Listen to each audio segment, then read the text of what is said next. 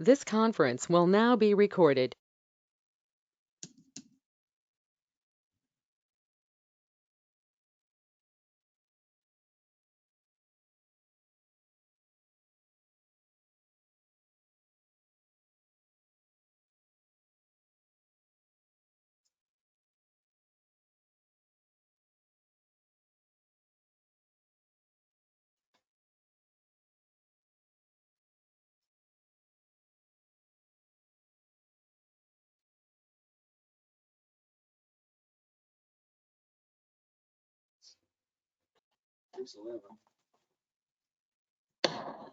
I'd like to call to order today's Planning Commission meeting. It's Thursday, April 8th.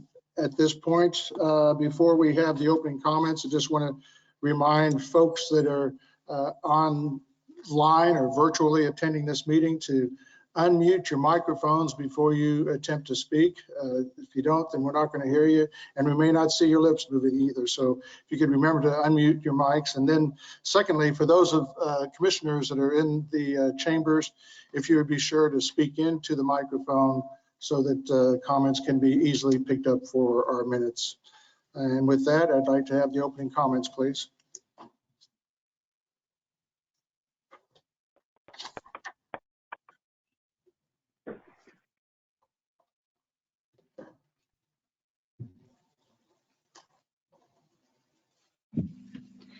Before we begin the agenda, the Wichita-Sedgwick County Metropolitan Area Planning Commission and the Wichita-Sedgwick County Board of Zoning Appeals would like to take this opportunity to welcome everyone to this public hearing. For those at Century 2, copies of the agenda for today's meeting, the public hearing procedure and Planning Department staff reports on all agenda items are available in the lobby. The Planning Commission's and the BZA's bylaws limit the applicant on a zoning, subdivision, or variance application and his or her representative to a total of 10 minutes of speaking time at the start of the hearing on that item, plus up to 2 minutes at the conclusion of that hearing. All other persons wishing to speak on agenda items are limited to 3 minutes per person.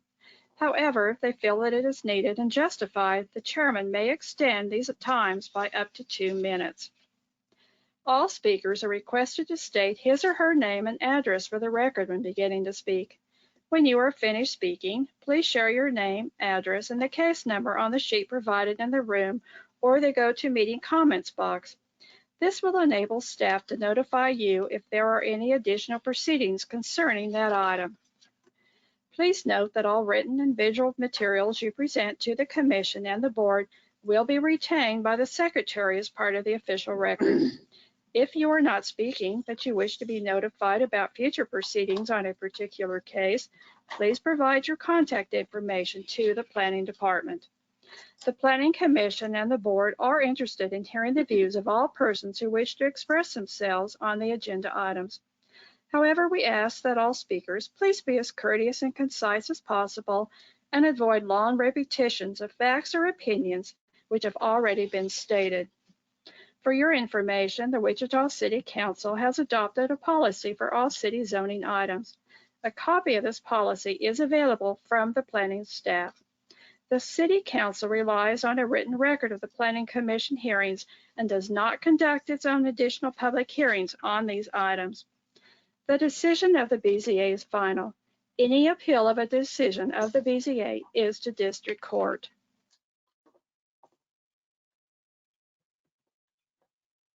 Thank you for that. One more piece of business. I'd like to introduce Deborah Foster. She is our newest member to the Planning Commission. She is replacing David Foster, and there is no relation between the Fosters. So I'd like to welcome you to the Planning Commission. Thank you. With that, we'll have the approval of minutes from the March 18th meeting, and I show Miles and Blick to be absent from that meeting. Mr. Green, I have a correction to the minutes. Okay. On page 9, while I was not attending the meeting. It does show that I seconded a motion made by Mr. Bill Johnson. And I did Okay. not.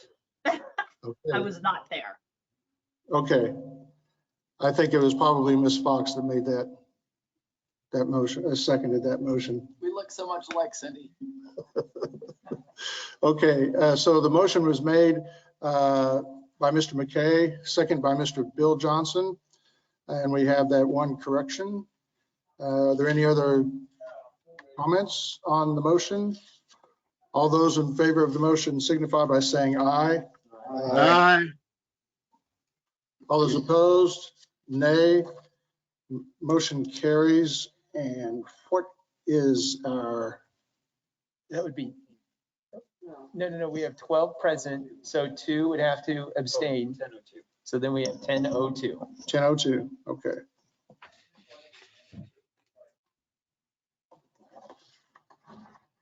Okay, moving through the agenda, we have item subdivision item here, subdivision 21-0009, one-step final plat for Buffalo Grove addition.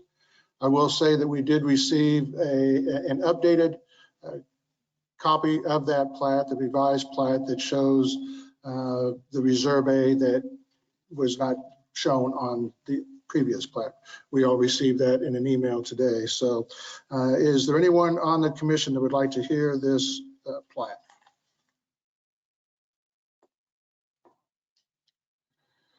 Seeing none, is there anyone at Century 2 that would like to hear this case?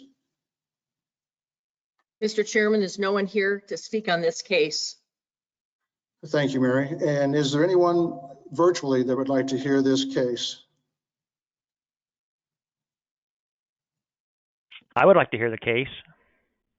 Okay, we will do that. And I need to find out if the agent or applicant for this case is online. Yes, Chairman, I'm online. Brian Lindeback, MKEC Engineering.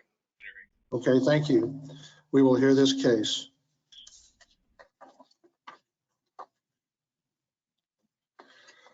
Moving on to our vacation items, we've got vacation 21-00011.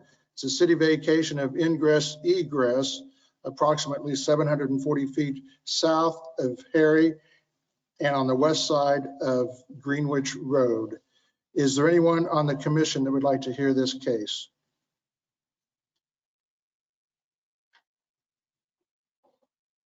Seeing none, is there anyone at Century 2 that would like to hear this case?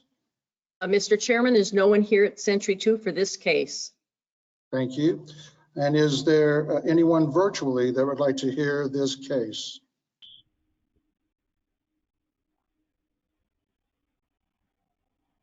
Seeing none, we will hear this case. Or we will not hear this case. We'll take this on consignment. Consent. Thank you. Thank you very much. And next case is vacation 21-00012. City vacation of platted utility easement located one quarter mile south of Kellogg on the west side of Ridge Road. Is there anyone on the commission that would like to hear this case? Commissioner Green, I just have a question after you go through everybody. Okay.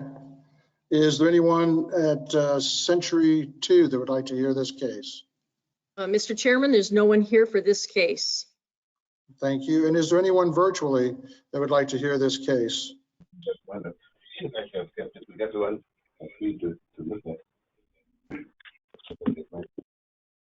Okay, I don't hear anybody.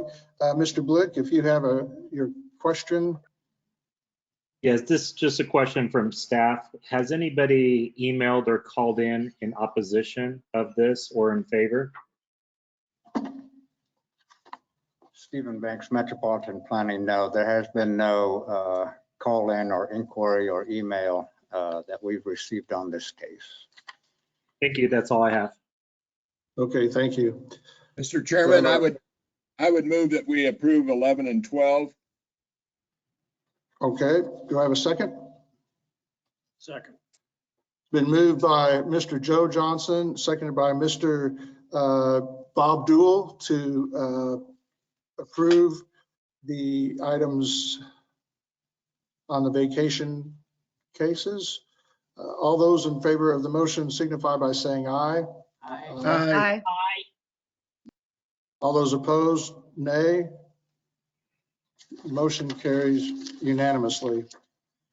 Moving on to the public hearing items, we have conditional 21-0004 and zoning 21-003 that's located at 2929 North Market.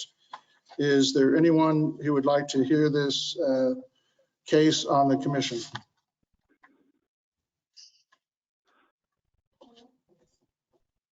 You would? Okay, we will hear this case. And I need to find out, is the agent or applicant present for this case?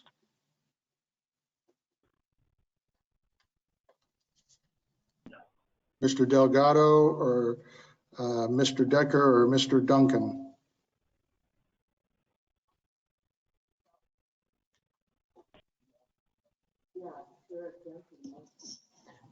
Mr. Chairman, I've been informed that we assisted the gentleman, what was this, Mr. Decker, to get on, oh, Duncan, excuse me, to get on earlier, but I do not see him listed on the attendees. We will call him and see if we can get him online here shortly. Okay.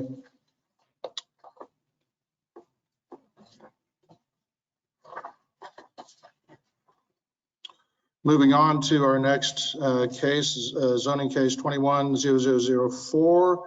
It's a city zone change from SF5 family residential to MF29 multifamily residential located at 9220 East OC. Is there anyone on the commission that would like to hear this case?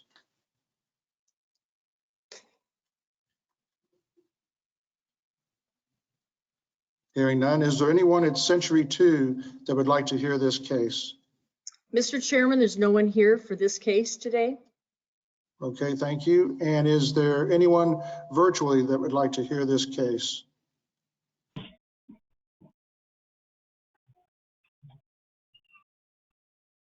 Hearing none, we'll take this one on consent. Moving on to our the county conditional case 0009. It's a conditional use to allow camper and boat storage on property zoned rural residential located 19721 West 6th Street South. Is there anyone on the commission that would like to hear this case? Commissioner Green, I just have a question at the end after you're done. Okay. Is there anyone at Century 2 that would like to hear this case? Yeah, Mr. Chairman, there are several people here at Century 2 that would like to hear this case. Okay, we will hear this case. And do we have the agent or applicant present? The applicant is. Terry Hettinger? Yes. Okay, thank you.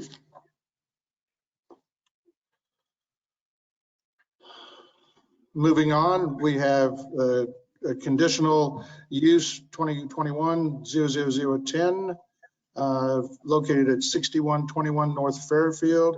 It's a conditional use for an accessory apartment with an existing garage storage building.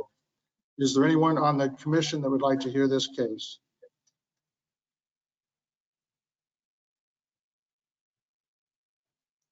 Hearing none, is there anyone at Century 2 that would like to hear this case?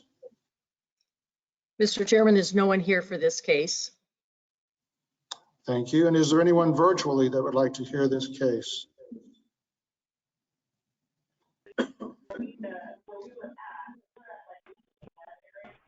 Hearing none, we'll take this on consent.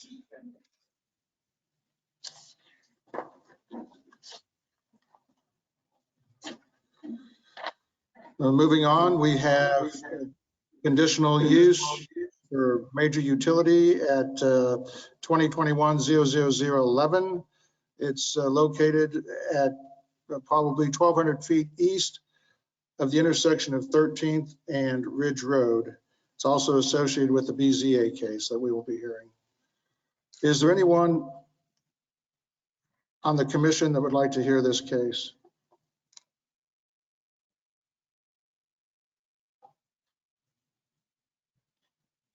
Hearing no one, is there anyone at Century 2 that would like to hear this case? Mr. Chairman, there's no one here for this case. Thank you.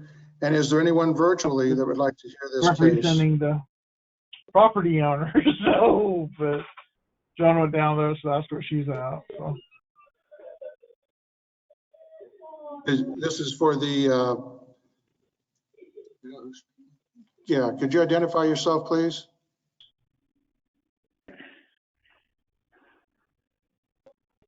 Is there anyone that wants to hear this case located at east of the intersection of 13th and Ridge Road?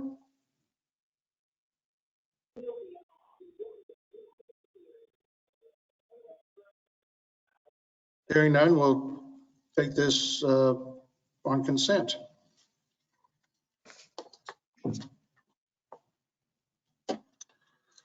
Moving on, we have CUP 21-00013, along with the zoning case 21-00011. It's a county zone change from SF20 single family and limited commercial to general commercial located 1,400 feet south of I-235 on the west side of Meridian. Is there anyone on the commission that would like to hear this case?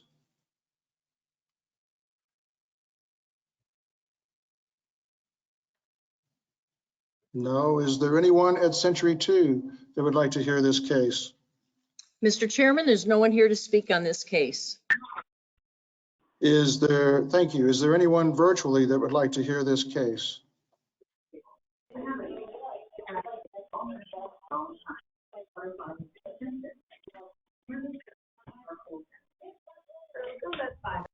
Hearing none, we will take this on consent.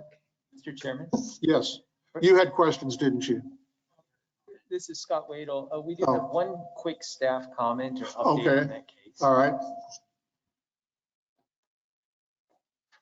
Sorry, Philip, that was something, you said something to me about that before the meeting. That's okay. There's only a few cases that keep track of today. Philip Zevenbergen with planning staff. Just an update on your staff report. You have a copy of it in front of you. We had a staff discussion this morning. If you go to page 4 under the recommendations, the very first condition of approval, which would require the zone change perfection to wait until the submittal of the final plat. That's an antiquated condition of approval. We do have a policy that was enacted in 2016 that basically separates zoning from platting. We used to require the platting to be done before the zoning to be perfected, only to find out that we're constantly extending it or waiving requirements and things like that. So we do separate zoning actions from platting actions. And so it is the new staff recommendation is to actually remove that condition of approval. That the final plat is not required in order to perfect the zoning. And so your conditions of approval will just be items 2, 3, and 4. And so this will probably require a separate motion and second since it has a different recommendation, but there still has been no opposition. We did have conversation with the applicant today and they are fine with that. So there's no need to have any issues still taking this item on consent. We just wanted to make you aware that as you are approving this, that there is a change to the recommended conditions of approval. Okay, thank you, Philip. Sorry for the oversight on my part. Do we want to just go ahead and take this one separately now? Would that be the easiest way to do that, Mr. Wadle? I believe so, because you've had the conversation on it while it's fresh. Okay. Making a motion to approve agenda item 4.6. Okay. With as amended. Okay. Second.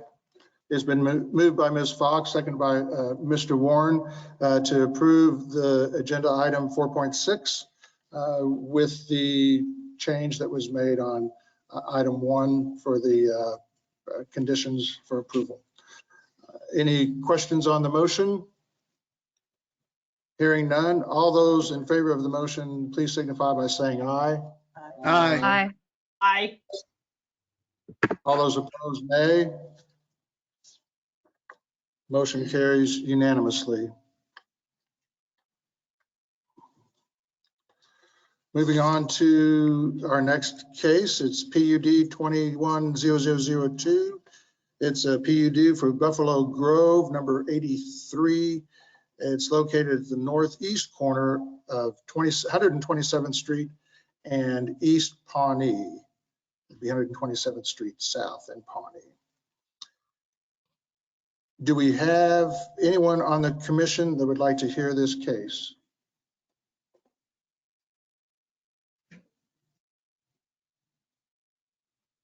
Hearing none. Do we have anyone at Century 2 that would like to hear this case?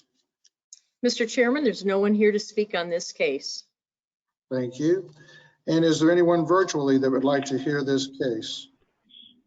Yes, I would like to hear this case. Okay, we will hear this case.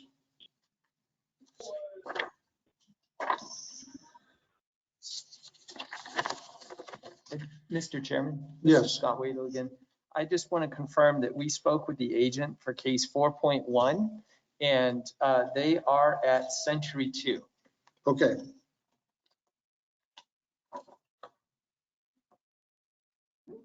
All right. Thank you. Moving on to our next case, zoning case 210009. It's a city zone change from limited commercial to single family residential to general commercial located at 5326 South Broadway. Is there anyone on the commission that would like to hear this case?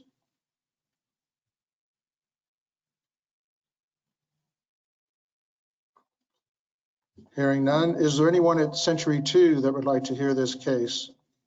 Mr. Chairman, there's no one to speak on this case. Thank you. And is there anyone virtually that would like to hear this case?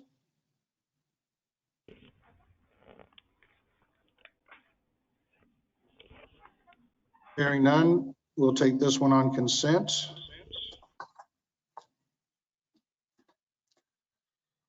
Moving on, we have zoning 210010. It's county rezoning from rural residential to single family residential, SF20. It's located at the southeast corner of 183rd Street West and West 4th Street North. Is there anyone on the commission that would like to hear this case?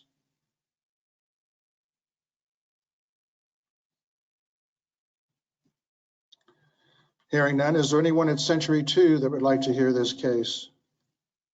Mr. Chairman, there's no one here for this case. Thank you. And is there anyone virtually that would like to hear this case? I would like to hear it. Okay, and is the agent or applicant for this case available online?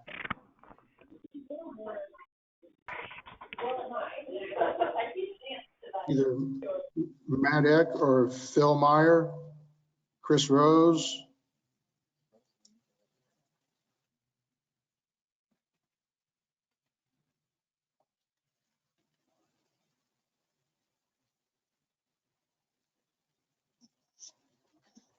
Mr. Chairman, we did see Chris Rose on earlier. We will reach out to see if we can get in touch with him. Okay. All right. Mr. Chairman, may I interrupt? Yes, you may. Would you confirm if item number 4.1 was going to be heard, as I have people who've arrived after that was called? Yes. Yeah, we're planning on hearing that.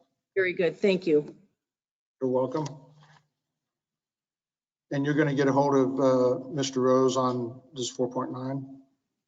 Okay, Mr. Chairman, I would move to approve agenda items 4.2, 4.4, 4.5, and 4.9, or 4.8. okay. It's been moved by Mr. Warren, second by Mr. Bill Johnson. Are there any questions on the motion?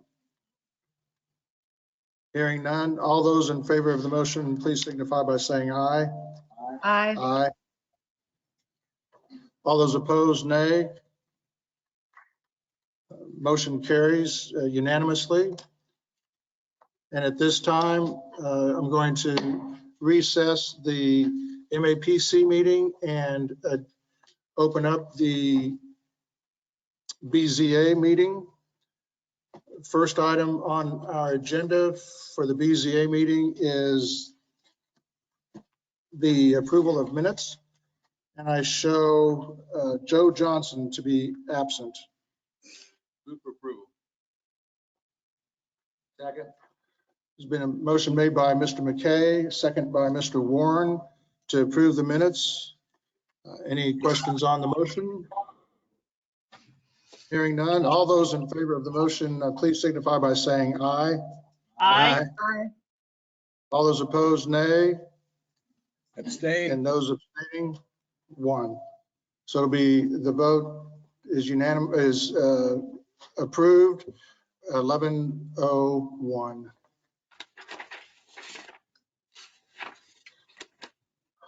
First BZA case that we have before us today is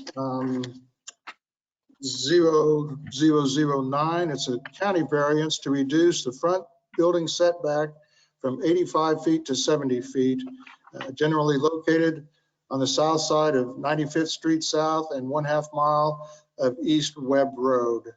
Is there anyone on the commission that would like to hear this case? We will hear this case. Mr. Warren. Moving on, BZA 2021-00010. It's a county variance to allow a 9-foot masonry screening wall for a utility major located approximately 1,200 feet east of the intersection of 13th Street and Ridge Road. It is also associated with conditional case 2021-00011. Is there anyone on the commission that would like to hear this case?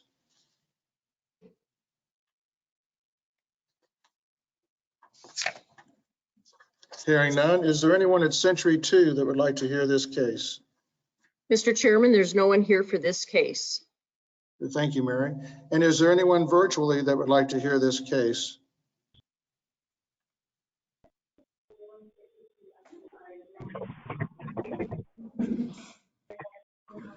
Hearing none. There were some questions about the retaining wall and the need for landscaping in front of that retaining wall. Is that something that we want to discuss before we vote on it? You certainly have that option, and we can certainly provide that information. You bet. Okay. If there's nobody on the commission that has any concerns one way or the other with the landscaping portion of that piece, there will be a 9-foot retaining wall.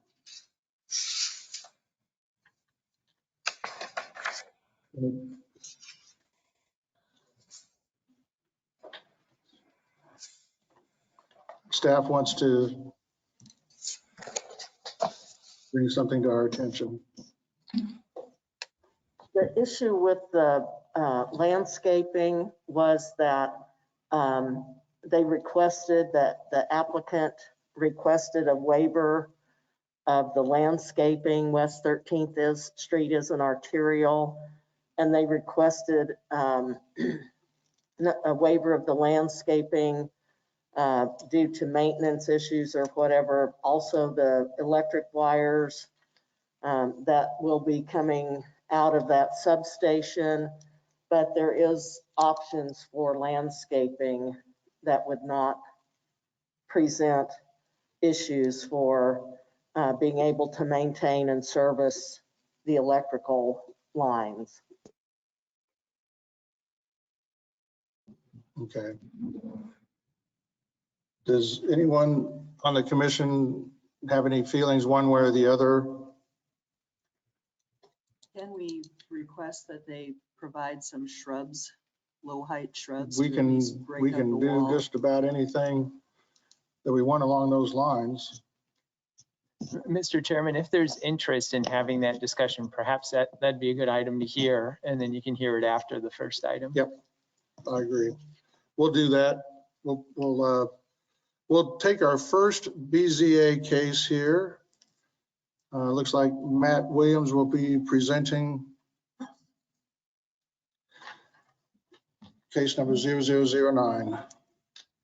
Good afternoon, everybody. This is BZA 2021 number 9. The applicant is seeking to place an accessory structure in front of their primary structure and reduce the building setback along a section line road on property zoned rural residential. The applicant plans to construct a 100 by 40 foot accessory building between their existing home and East 95th Street. Go to the next one. The accessory building would be used for storage in a workspace. It would sit 70 feet from the center line of East 95th Street. And in order to place the accessory building in this location, they would be requesting a variance to reduce that building setback from 85 feet to 70 feet. And they're asking for an adjustment to permit an accessory structure in front of a primary structure on property that's less than 5 acres. So in the unincorporated area of the county, the zoning code requires an 85-foot setback from the center line of a section line road. The existing home sits 240 feet from that section line road, or from the center line of the section line road. And the proposed accessory building would sit roughly 130 feet to the north of the existing home. The applicant is requesting to place it in this location to avoid disrupting existing sewage laterals in the area and several mature trees. The zoning code states that accessory buildings shall not be placed in front of the primary structure except on lots of more than 5 acres. As I said, this can be permitted by an adjustment. The Derby Mulvane Joint Area Plan, completed in 2010, includes a 2030 future land use guide that recommends this section of East 95th Street to be a parkway by 2030. We reached out to Sedgwick County Public Works, and they noted that this is also within the limits of their Arkansas River Crossing and 95th Street study completed in 2017. That study recommends that this be developed into a multi-lane parkway with a 120 foot to 150 foot right of way. As can be seen in the attached design, you can go to that slide. A couple more forward. Next. But it's attached in your packet. It might not be on the PowerPoint. But as you can see in that design, additional right-of-way will be needed for this corridor to allow for road improvements on both sides of the road. These improvements will include a sidewalk on the south side of 95th Street, and this section of 95th Street between Webb and Greenwich will most likely be developed with a 120-foot right-of-way, although that hasn't been finalized yet. Allowing the setback reduction as requested would place the accessory structure within 0 to 10 feet of that future right-of-way limit. Therefore, Public Works is recommending that we limit the setback reduction to 75 feet from the center line to avoid potential conflicts in the future.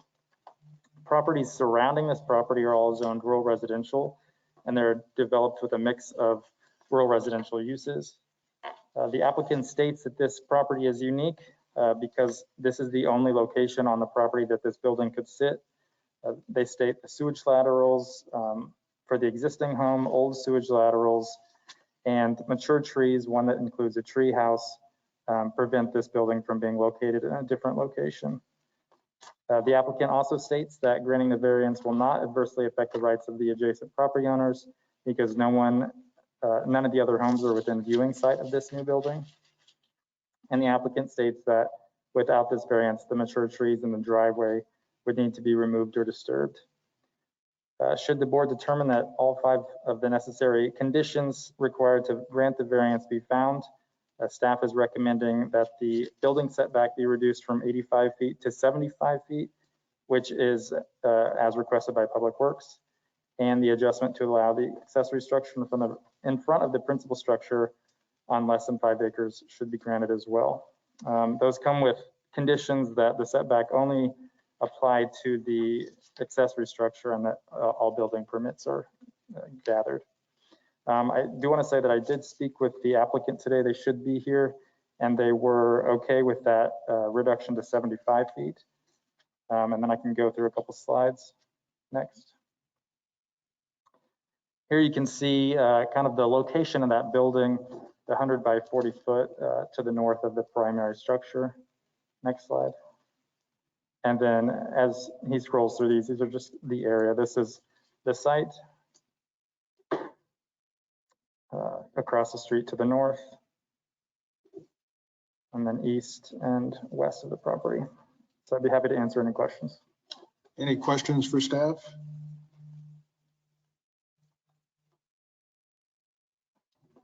Hearing none. Is there anyone at Century 2 that would like to speak to this case? Mr. Chairman, there's no one here for this case. Okay, thank you. And do we have the agent or applicant online?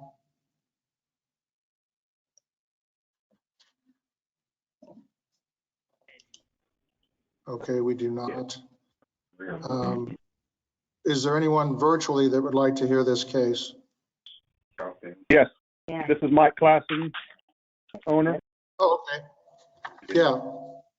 Yeah, Mike Klassen, would you please state your name, address, and you have 10 minutes to present your case. My name is Mike Klassen, and I live at 10401 East 95th Street. And I've been listening, and pretty much what everything that has been said from Mr. Williams, I believe is his name, is pretty much what I'm asking for. I don't know what else I could add to it,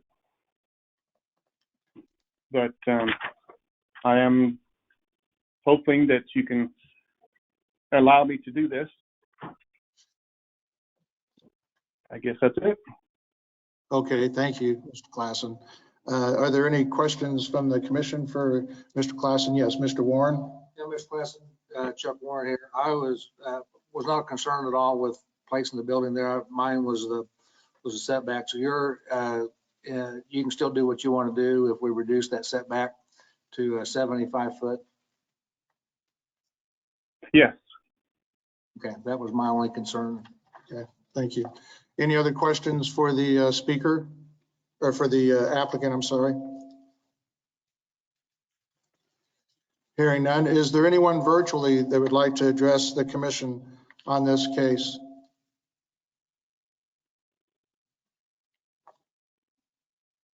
Hearing none, we'll bring it back to the commission for action. Move to approve with a change of from 70 to 75 foot setback. Take the recommended action. Okay. Second. Do we have a second? Okay, the second was, the motion was made by Bill Johnson. The second was by Cindy Miles to take the recommended action. Is there any discussion on the motion? Hearing none, all those in favor of the motion signify by saying aye. Aye. All those opposed, nay. Motion carries unanimously. Next up, we have BZA 21-00010. Good afternoon, commissioners. Kathy Morgan with the Planning Department. Will you go to the site? Okay, you have the site plan. Go to the pictures if you would, please. Okay, go back. I'm sorry. Okay, so the applicant is requesting that they'll be allowed to build the screening wall, the 9-foot screening wall on the property line. And that the other thing is that it is 9 feet. Its code allows 8 feet, but 9 feet is a standard policy of Evergy. And then the other request was to waive the landscaping along 13th Street. So if you could go to the photos. Okay, so this is looking at the west side of the street. That's or west side of the site. That's Spinnaker Cove that you can see there in the background. Next, this is across the street at the looking at the athletic fields there associated with Sedgwick County Park. Next. There's the athletic field. Next. This is looking south at the site. You see, I can't remember what creek that is, I'm sorry. But there is a floodway there that the city maintains or is under control of the city. Next.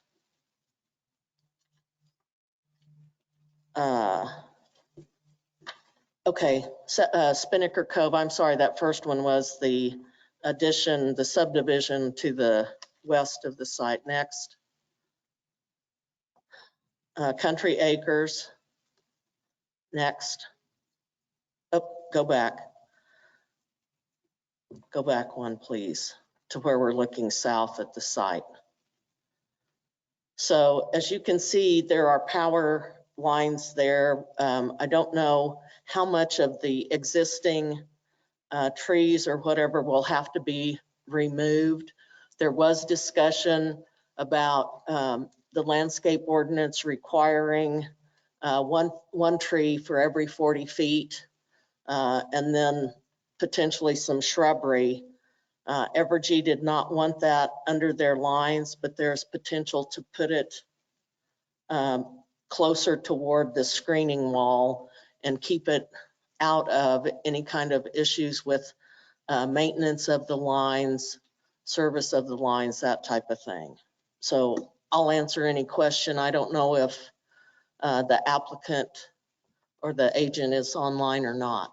Yeah, he is. Rebecca Melius with PEC is agent for the applicant, and I am online, and I can answer any additional questions. Thank you. Is there anyone on the commission that have any staff questions?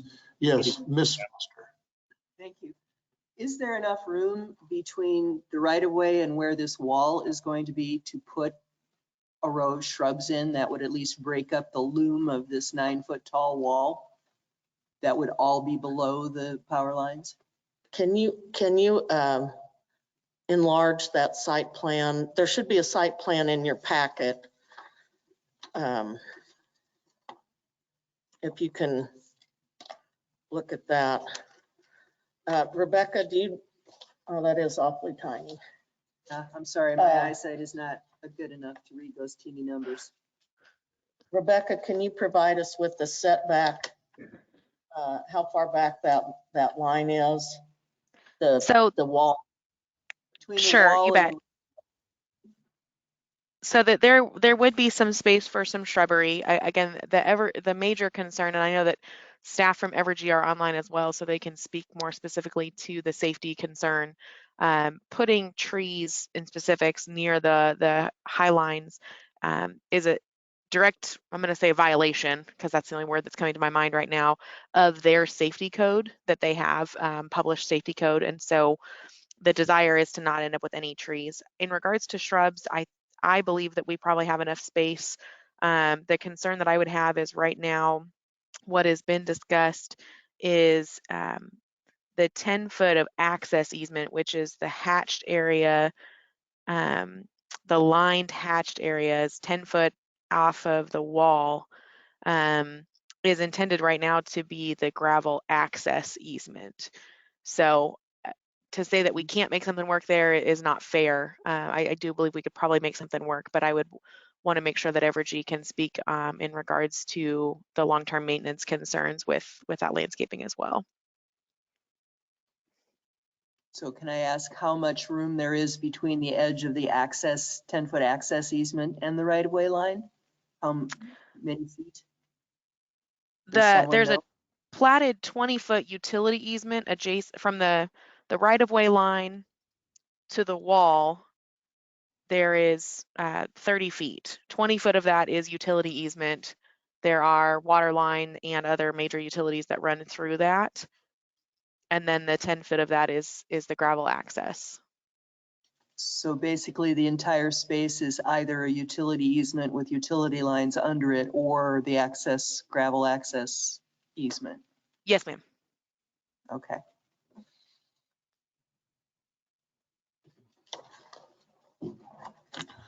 Yes, Mr. Warren. I've got a question.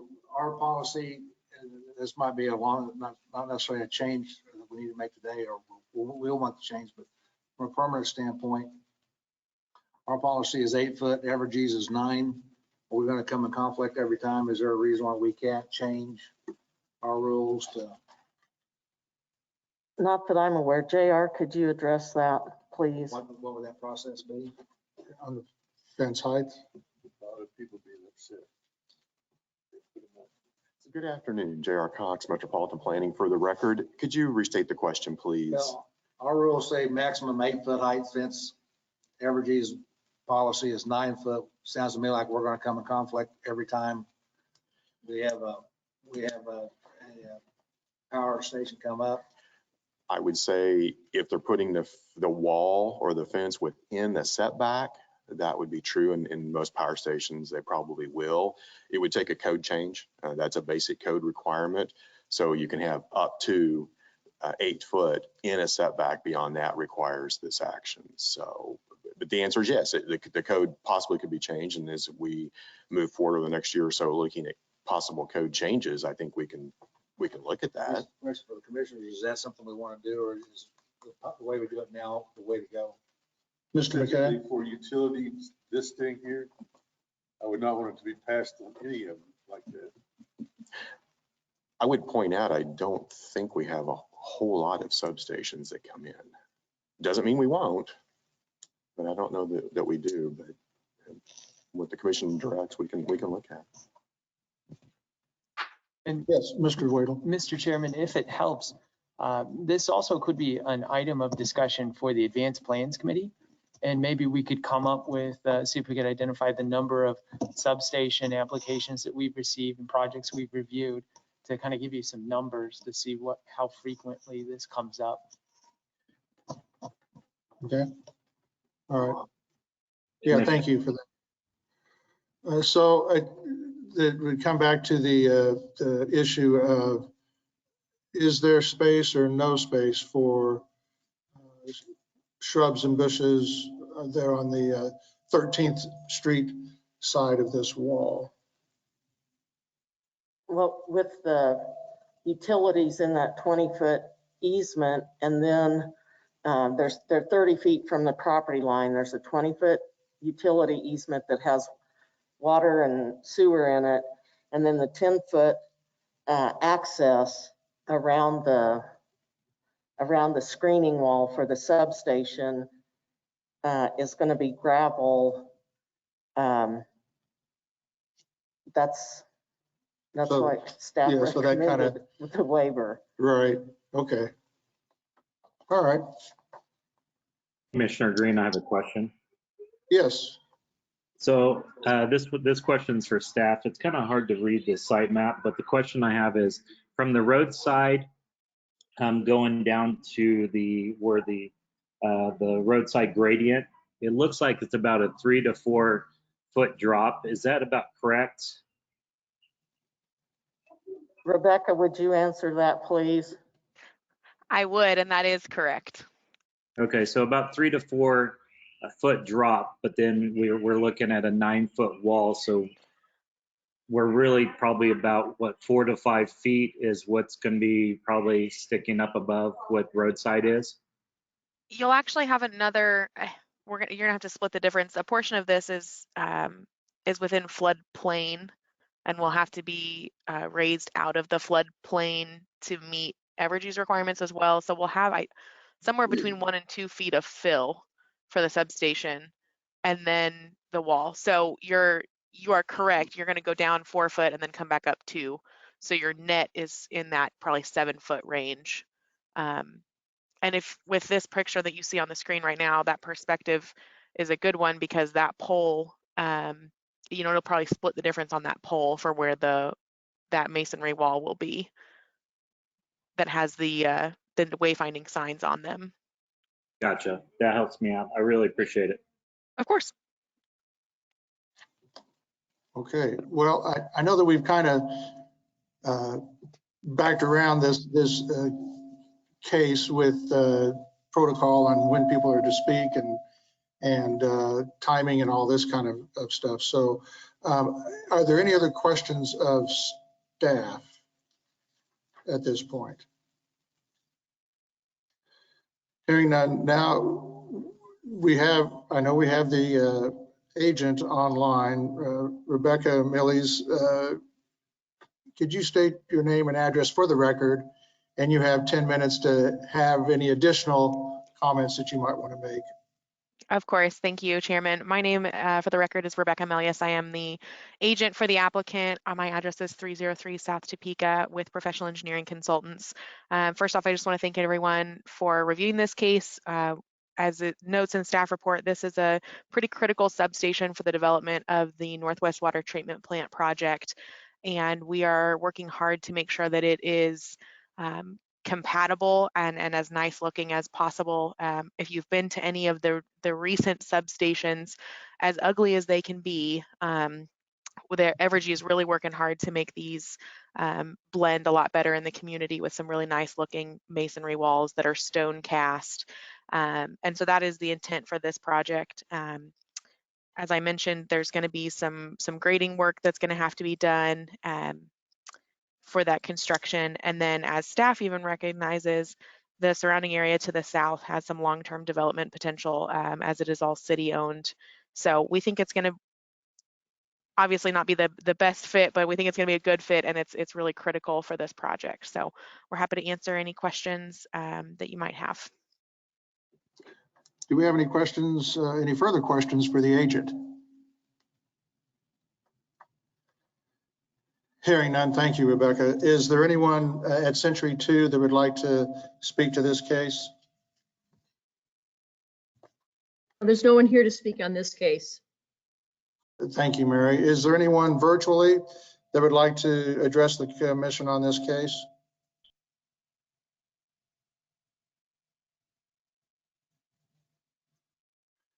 Hearing none, we'll bring it back to the commission for action.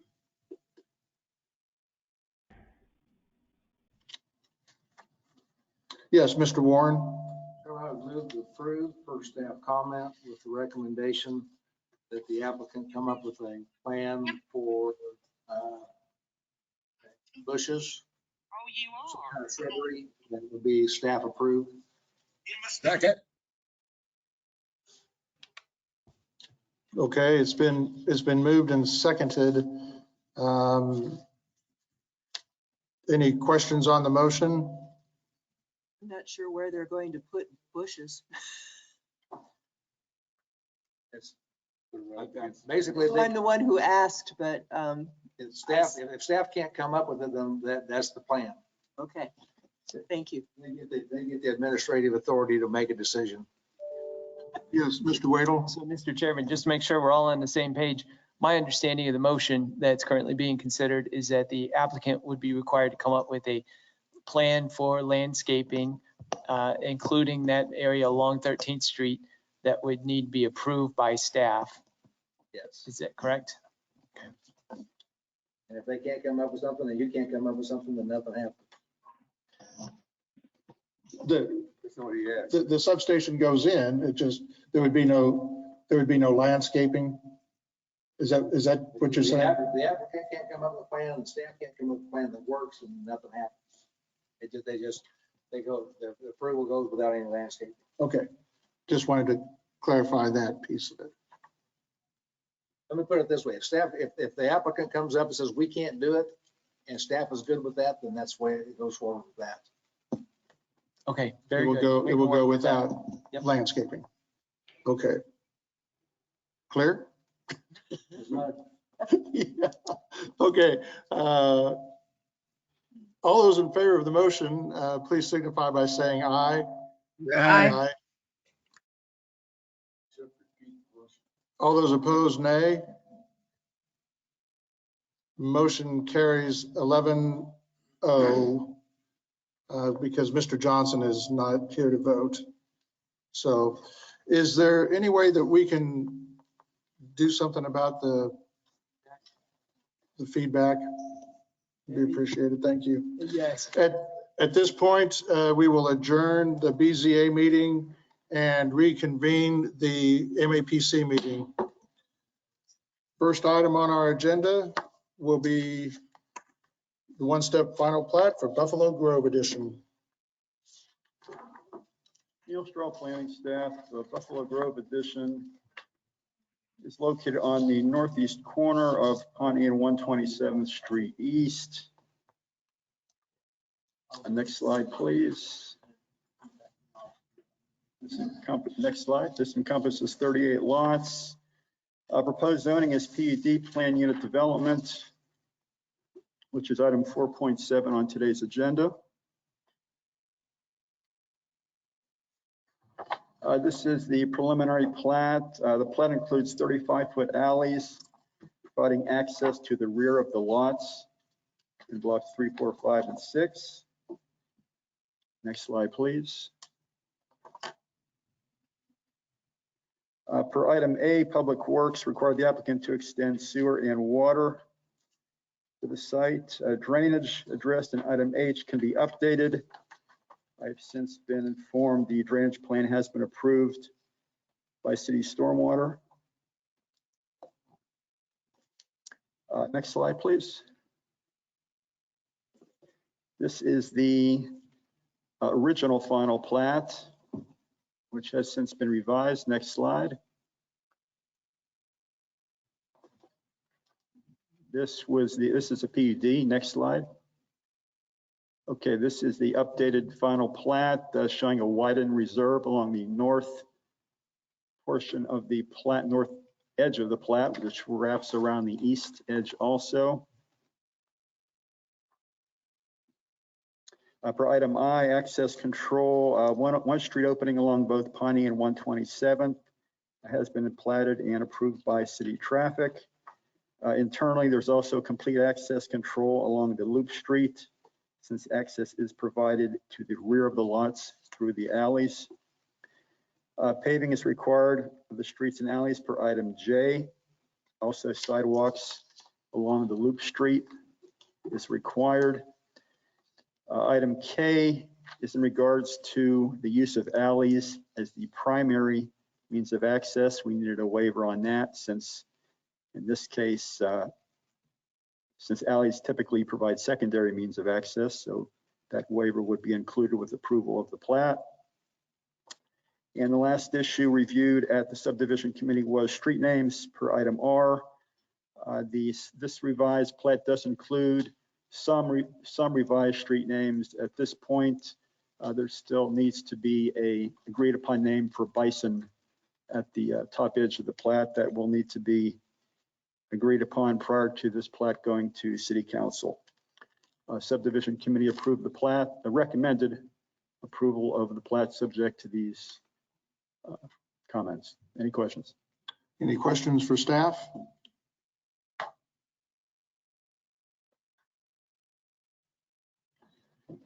Hearing none. Do we have the agent or applicant?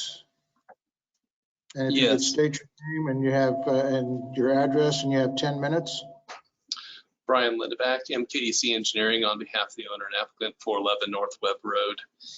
We are in agreement with staff comment, and we will get the street name issue sorted out very soon.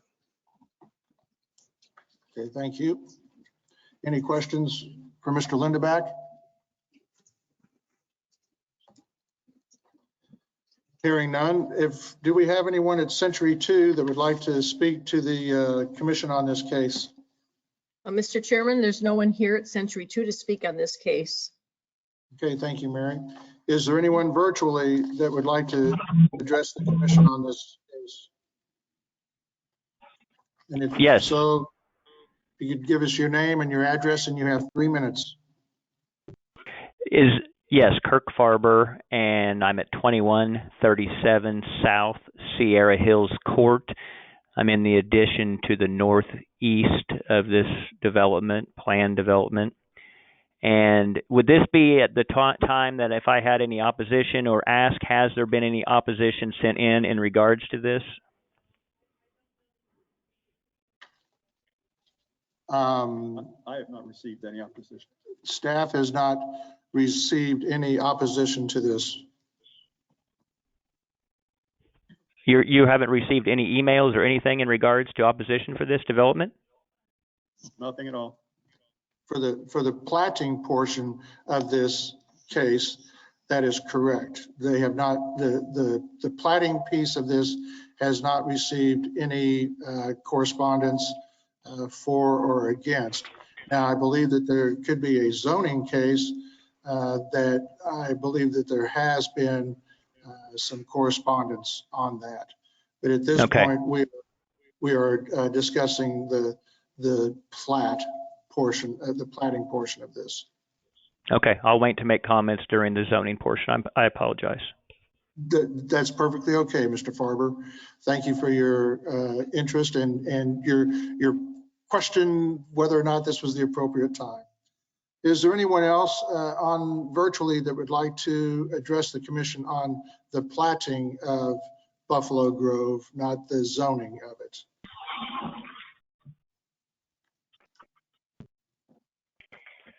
This is Kelly Lausch, 2159 South Sierra Hills Circle. I do have a question as to the timeline of how this process works. If a plat is being asked to be approved, doesn't that already assume that the zoning change has been approved? Mr. Wadle? Sure. Actually, I was going to defer. Neil, do you want to provide a brief overview? Yes, this plat does not assume the zoning change will be approved. The current zoning is SF5, and this plat being approved would actually be approved for SF5. It will take the zone change to be approved, which is later on in this agenda, for that PUD to work. Perfect. Thank you for the clarification. If I could, maybe to make it so the plat is about the layout of the property, where utilities should go, where access will be provided to access public streets, and where the public streets within the development should go. The zoning will be about the land use. So should it be single family homes? Could it be duplexes, townhomes, those kind of things? So one is about the use of the property. The other one is about the layout of the property. Okay, thank you, Mr. Wadle. Is there anyone else virtually that would like to address the commission on this plat? Mr. Chairman, I have a question about the plat. This is Rhonda Parnell, 12805 East Cherry Creek Court. I'm sorry, I stepped all over your name. It's okay.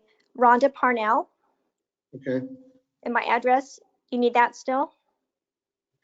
Yes, please. Yes, 12805 East Cherry Creek Court. And if I understand, yes, if I understand it correctly, the plat would mean the area. I guess my question, if this fits here, how far north does the plat reach? If that makes sense, does it come all the way basically to my property line? Okay, we will.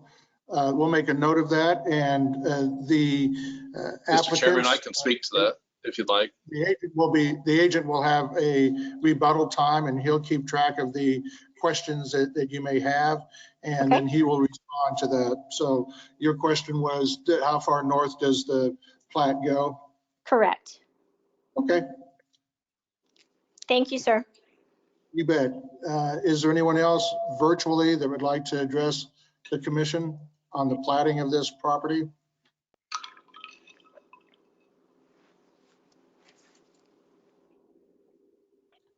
Hearing none, we'll bring it back to the agent, and you have 2 minutes.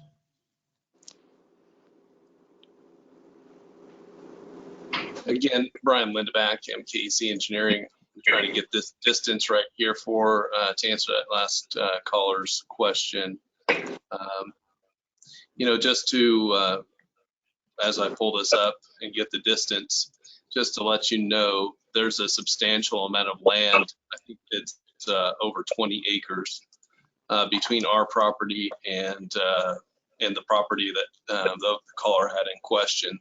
That property is owned by the Catholic Diocese, and it is roughly about 1,000 feet north of our property line. So hopefully that helps. Brian, the 1,000 feet that's the distance between your plat and her area? That's correct. About 1,000 feet. I can get more precise if you'd like. I can pull up the CAD drawing and get a better dimension on that. But you know, I think for our purposes here with the platting, I think that's probably a sufficient answer. Okay, thank you very much. Is there any other questions for the agent?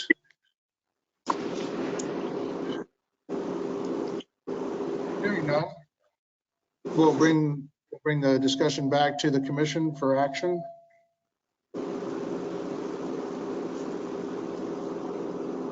I move that we approve the plat per staff comment. Been moved by Green, second by Dool to approve. Are there any questions to the motion? Hearing none, all those in favor of the motion, please signify by saying aye. Aye. Aye. All those opposed, nay. Motion carries unanimously.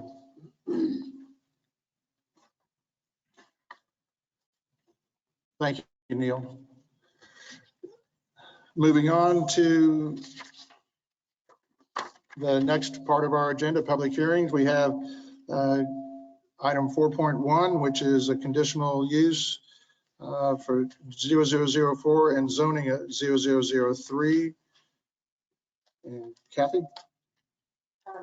Yes, Kathy Morgan for the Planning Department. This, as you can see on the screen, is the zoning map. The entire portion for the conditional use is outlined in that teal color. The dark gray color is general industrial. The pink is general commercial. And then south of that is MF 29, I think. B, sorry, thank you, JR, is B multifamily. So the applicant had requested that the general commercial be changed to general industrial because they want to operate a storage impound yard there. There would be no stacking of vehicles. It would require screening on the south border where the GC is adjacent to multifamily. The multifamily there is really single family use. There are no multifamily structures in that area. Go to the next slide, please.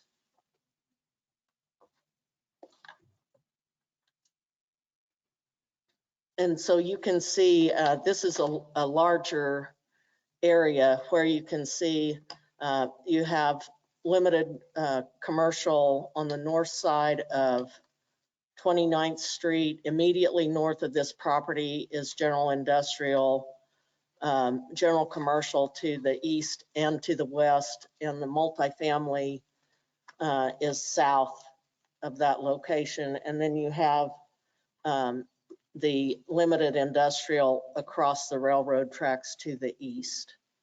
Next slide, please. And here is the aerial. There is an existing building on this site. What you have to the north is Palmer Auction House, and then to the west is Palmer Auction Storage Facility. To the east is grocery store. I think there's a liquor store there, and parking on that site. Next slide, please. This is your land use map. It is showing commercial activity, but not the heavy general industrial, and also potential for residential development there. Next slide. So what staff is recommending is that the general industrial zoning remain, and the part at the bottom, in order to provide a buffer to the residential to the south, remain GC, and allow the conditional use on the entire property for the storage impound lot. There would be no, this does not include sale of parts of wrecked vehicles. They won't be taking apart anything there. They'll have to comply with all of the regulations for environmental regulations. Let's see. What else do I want to tell you here? We did, as part of this designation that you're seeing on the screen, we've added a protective overlay that specifically states that lots 27 through 34 shall be limited to permitted uses allowed in the general zoning district and operation of a vehicle impound lot and wrecked vehicle storage lot. So this comes with a protective overlay to further ensure that GC doesn't get a more intensive use. And then you have the conditional use requirements. Screening along the south property line shall be provided in the form of an 8-foot solid screening wall and 1.5 times the required landscaping, 9 shade trees and a 15-foot buffer along that wall per the Unified Zoning Code. Let's see. Parking for the employees on site, blocking devices for keeping the fences will have to be like a Knox box or whatever to allow fire and emergency access. So staff recommends that the Planning Commission approve the zoning change with the protective overlay from GC to GI, and approve the conditional use for the wrecking salvage yard based on the following findings as indicated in your staff report. Go through the slides, will you please? So this is looking east at the north, north of site from Park Place. So I'm looking back toward the pictures, looking back toward the Broadway from Park Place. Next. This is the south half of the site, again looking east. Next. This is looking, I'm on the site, on Market, looking east at Broadway, toward Broadway. Next. This is looking north along Park Place. On the left side of the screen, you see storage for Bud Palmer auction. Next. This is looking northwest at the site, you see there on the right side of the screen, that's an existing warehouse building.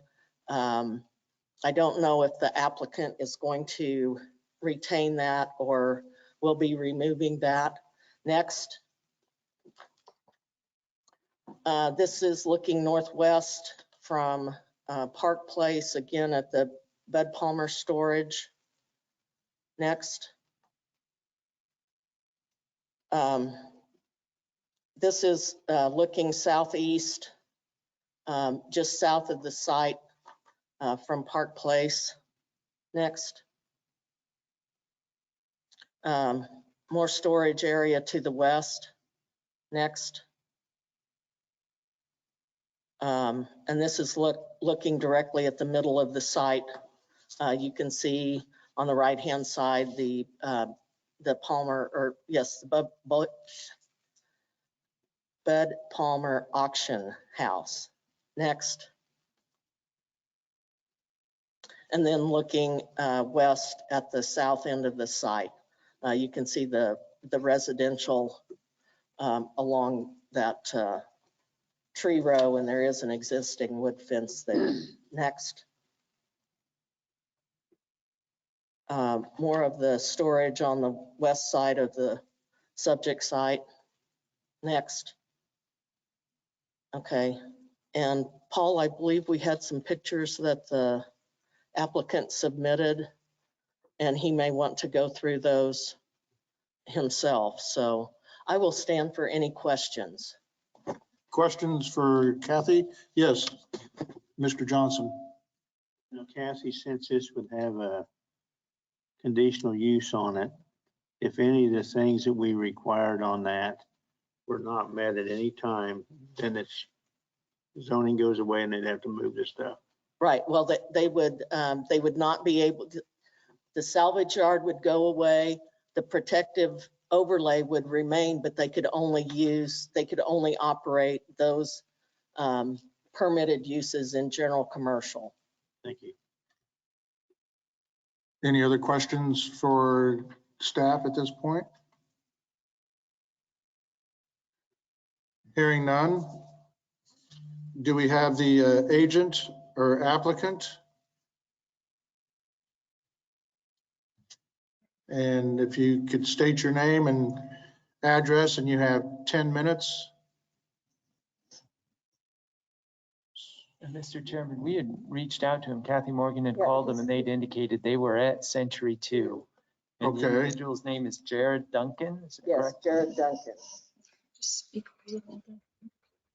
Mary? Okay, thank you. Hi, my name is Jared Duncan. We're applying for the zone change for the Park Place property. We're just putting in a simple tow yard. We're going to be at north side police impound.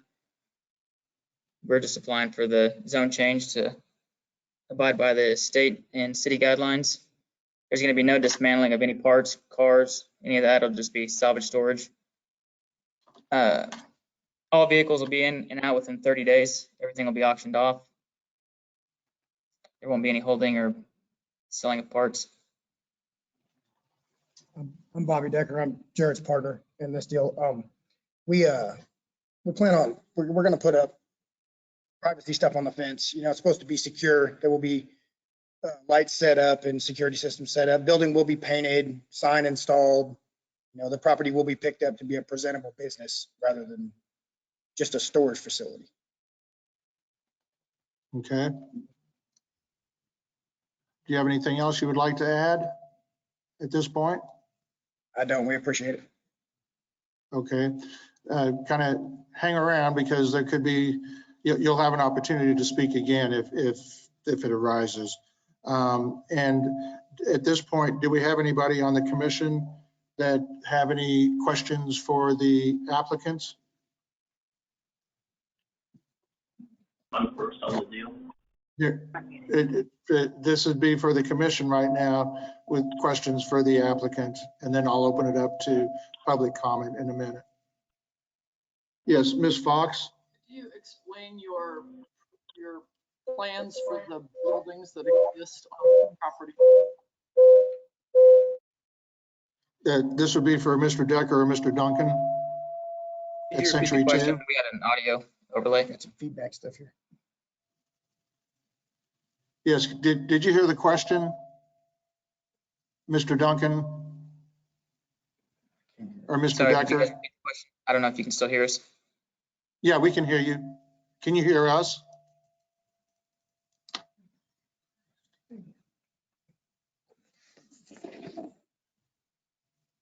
Mary? Mr. Chairman, can you hear me? Yeah, we can hear you, but I don't think you can hear us.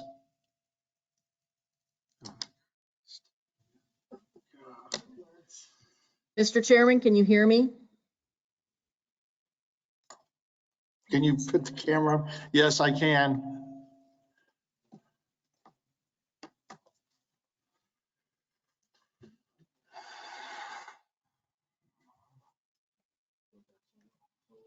Gotta love technology.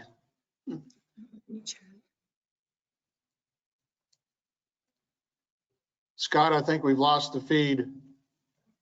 They We- can't we- hear they- them, they can't hear us. Yeah.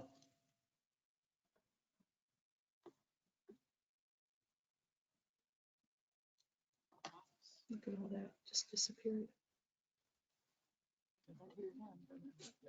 We call Mary on the telephone. That's what I was checking to see if I've got her on my phone.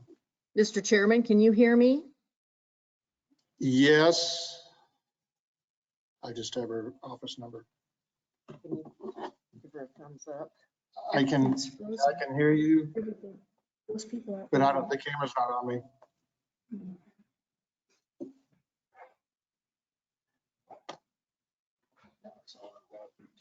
I just have her office number too. You have a cell phone for her?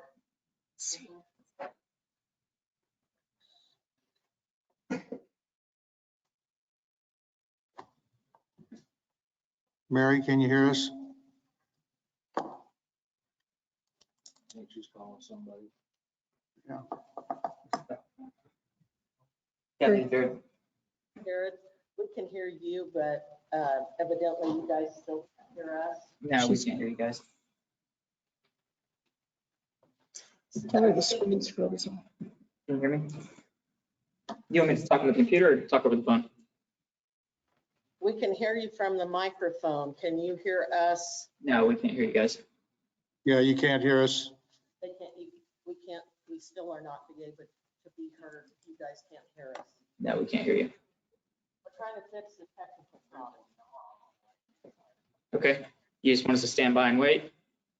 Hold on just a minute and can you put Mary on your cell phone? Yep.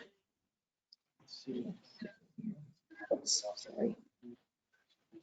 Kathy? Hey, Mary, this is Philip. Yeah, you think I should reboot here? No, on the right-hand side of the screen, on the right-hand side of the laptop on the podium, there's that knob that controls the volume of the speakers in there. Yeah, we've had that. Okay, that didn't get bumped. I don't think so. Speak to us. Okay. She's thinking this got bumped. Can you hear us, Mary? Now we can. You can hear us? Mary? Yes, we can. Okay, all right. Yes, Thank you. Mr. Wadle. I just want to give you a brief update. It sounds like we've had a network glitch for the city's network. And so that's what we were experiencing because they just had it with the council meeting that's going on right now. So, Okay. yeah. All right. So it sounds like we're back in business. Okay. All right. So Ms. Fox had a question for the applicant, Mr. Decker or Mr. Duncan. Could you tell me your plans for use of the existing building on the site? The building uses an office space. Could you repeat your answer, please? The building we plan to use as an office space. We're going to update the building and the signage and do some painting on the building. And it's just going to be an office space. Okay, thank you. Any other questions from the commission for the applicants? Hearing none. At this point, is there anyone else at Century 2 that would like to address the commission on this case?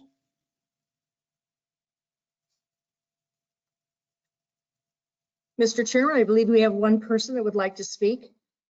Okay, if they could come to the microphone and give us their name and address, and you have 3 minutes. Joan Timmermeyer with Bud Palmer Auction, 101 West 29th Street North. And our main complaint is that the area has shown a lot of improvement, but we are still bothered with graffiti, and the storage areas that are in the area have not been maintained. And once they get in there, it's hard to regulate what they're doing. And unless they make really strong rules for the salvage, I'm strongly opposed, and I represent about 5 different units. That's about all I have to say, but we are opposed to the salvage. Thank you. Do we have any questions for the speaker? Hearing none, thank you for your testimony. Is there anyone else at Century 2 that would like to address the commission? Mr. Chairman, there's no one else here at Century 2 on this case. Okay, thank you, Mary. Is there anyone virtually that would like to address the commission on this case? Yes, this is Alan Stein. Can you hear us? Yes, we can. Thank you very much. I will hand the floor to Alan Stein, please. If we could have your name and address for the record, and then you have 3 minutes. Okay. Alan Stein, 6730 West Kellogg. This is for case 00003 and 00004. First, I must say that I oppose this zone change. I provided the Planning Commission each a black binder, which I hope you have, tried to represent my property in relationship to this property. The section 1 of the binder shows my shopping center property in relation to proposed zone change site. That's just a map, just to show the relationship of the 2 properties. And then section 2, if you look at that, the photos there show the well-maintained shopping center that served this neighborhood for years. Shows the sight line across my property to this zone change property. And, you know, it just, the relationship of the 2 properties actually. And I hope that you can see the quality of the maintenance and the integrity of the property that's there that served this neighborhood for over 50 years. The next section 3, those photos show the ongoing problem with graffiti in the area. All of those photographs, I believe there are 9 photographs in that section, show graffiti along Market Street from 29th Street to 25th Street. And any wall that's created to surround this impound yard or whatever you call it is going to be a graffiti nightmare. And that will bring graffiti not just from that property, but onto other properties such as mine. And I'm very concerned about that.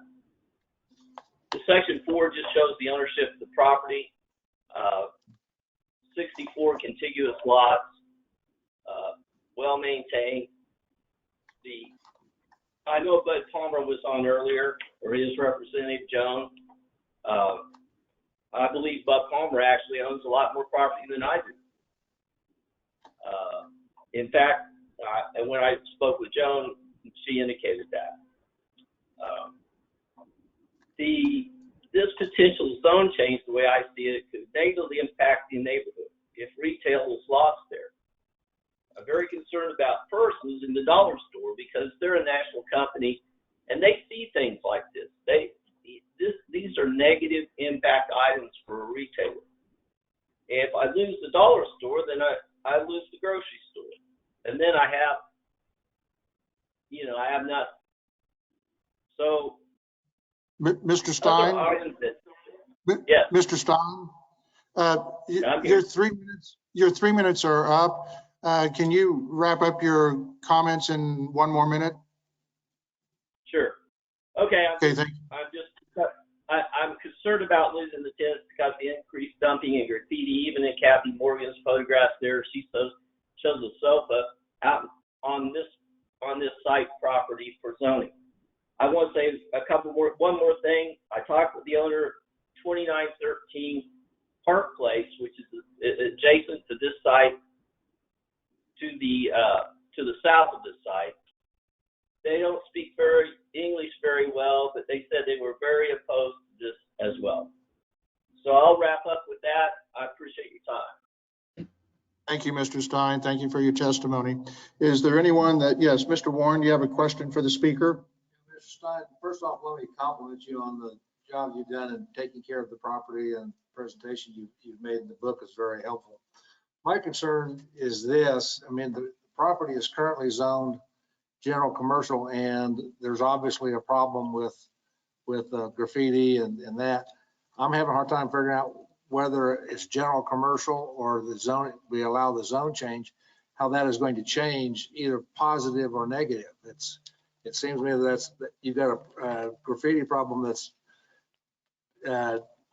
unique to the neighborhood, and a zone change is not going to affect that one way or another, as I see it. Am I wrong? Why would a zone change make a big difference? May I respond? You certainly may. That was a question for you. Yeah. Yeah. Okay. Yes. Well, obviously you're going to require some kind of a wall, and it's just going to be a large canvas for graffiti. Right now it's a chain link fence. You can't write graffiti on a chain link fence, but you have a permanent wall. There will be graffiti there, and it will expand to my property and other properties because it's just a big canvas for their artwork or whatever it is. Thank you. Do we have any other questions for Mr. Stein from the commission? Yes, Ms. Foster. I notice in your photographs of the Dollar General store, there's lots of walls and they look pretty clean. How do those properties manage to keep the graffiti problem down? That's an excellent question. If the tenant there recognizes graffiti on the wall, it's down the next day, every single time. Now, because of that, they don't come to my property. That's the concern that I have, is the proximity of this to my property. It's very expensive to have somebody come out and sandblast. I have brick. It's not an easy just paint over job. It's brick. You have to sandblast, you have to power wash, and every single time that I have graffiti, I have it down the next day. So it has deterred the graffiti people from my property, at least at this time. Knock on wood. Can we ask the applicants when we're back with them? Yes. What yes plans they have for yes, the we situation? Can. Thank Absolutely. you. Are there any other questions for Mr. Stein from the commission? Okay, I have just one quick question for staff. I know his concern was the solid screening. That is only going to be on the south fence line, right, where the family, this SF5 or B is zone B. Single family residence. Yeah, single family residence down there. And then the rest of the surrounding fence around the property, that will be chain link. That is all that would be required. Maybe the applicant can answer what fencing he is going to put on the east and west side. I don't believe there's any fencing required on the north side. I'm going to let JR answer. Yes, Mr. Cox. Metropolitan Planning again, Mr. Chairman. Yes, there'd be solid screening required, as this is considered a salvage yard. So the storage aspect of this yard there'll be screening essentially required on all sides to screen visually what's inside this yard. Solid screening around the Solid whole screening, property. not a wall. The wall is only on the south property line. Okay, but it will be solid screening as opposed to That's- just screening. That's Okay, and then there'll be landscaping on that south also. Okay, all right, thank you. Is there anyone else virtually that would like to address the commission on this case? Yes, Mr. Chairman, I do. Yes. Alex Mitchell, 5838 West 21st Street North. I'm an attorney representing Janet Lowry. She represents or owns the property at 104 East 29th Street North and 126 East 29th Street North. I also represent Robert Kretschmar, who owns the property at 29th and Wellington Place. Both parties object to this request. They consider this to be a blight on the neighborhood with junk cars, graffiti and whatnot, and they would object. Okay, thank you. Is there anyone on the commission that has a question for Mr. Mitchell? Yes, Ms. Fox. So just to clarify, Mr. Mitchell, the people you represent object to seeing the junk cars, but if there's a solid screening that you can't see the junk cars, are they still concerned? No, so long as there is adequate screening. Okay, not the chain link fence with little plastic streamers going through it, but a solid wall would work. Yeah. Okay, thank you. Thank you very much. Is there anyone else virtually that would like to address the commission on this case?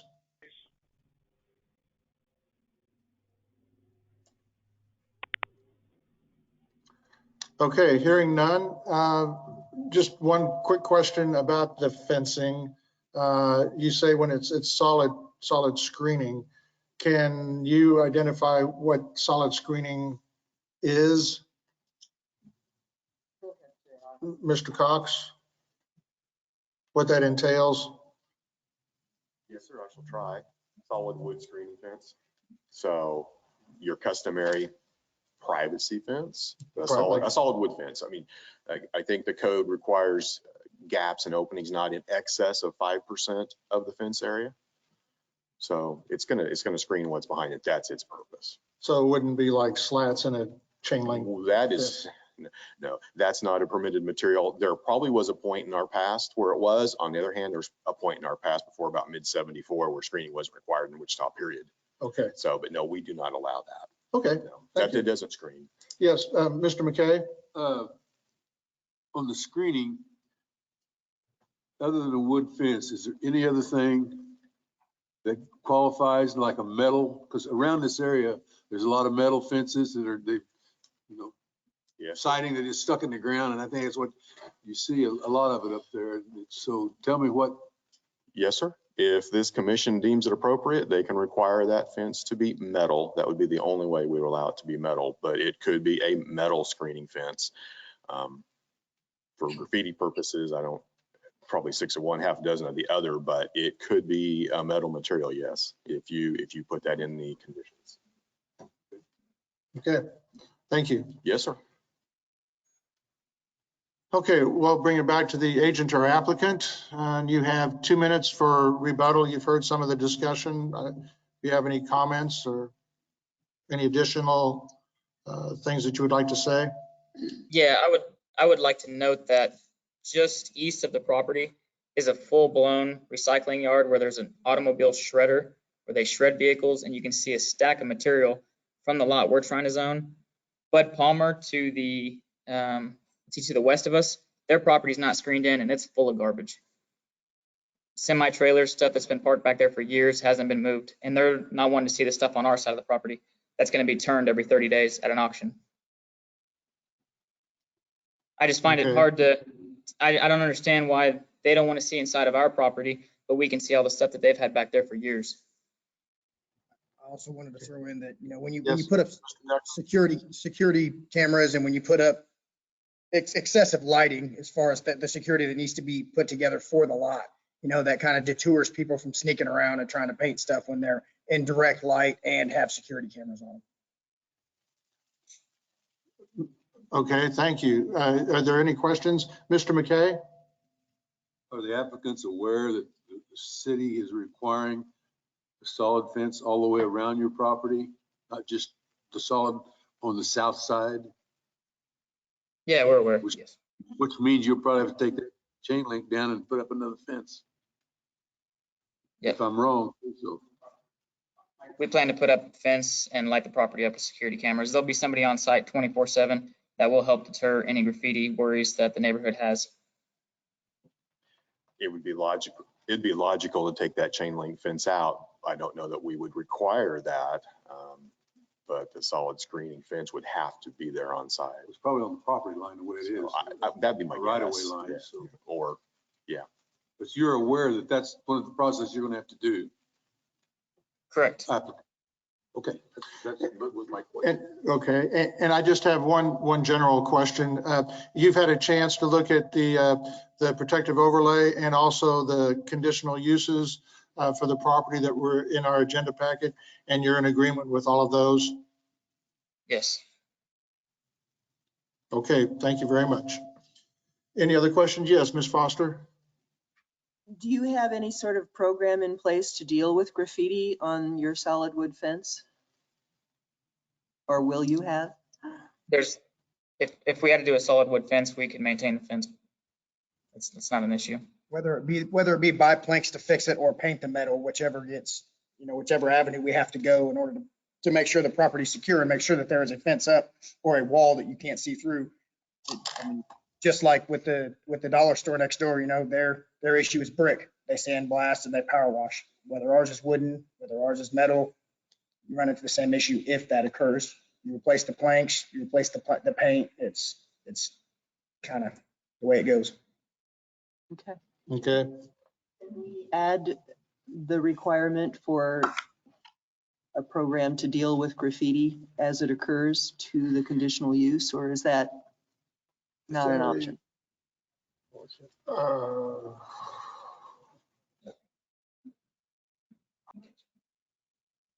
Could you repeat the question? And Zant is still with us. He can opine on that. My thought would be that that would be unnecessary, as the city code already covers the graffiti and removal of graffiti. And I don't know how I would enforce someone's program. It'd be difficult.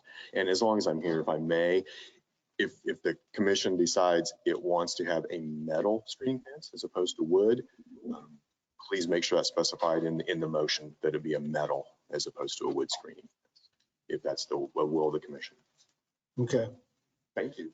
All right. Thank you, Mr. Cox.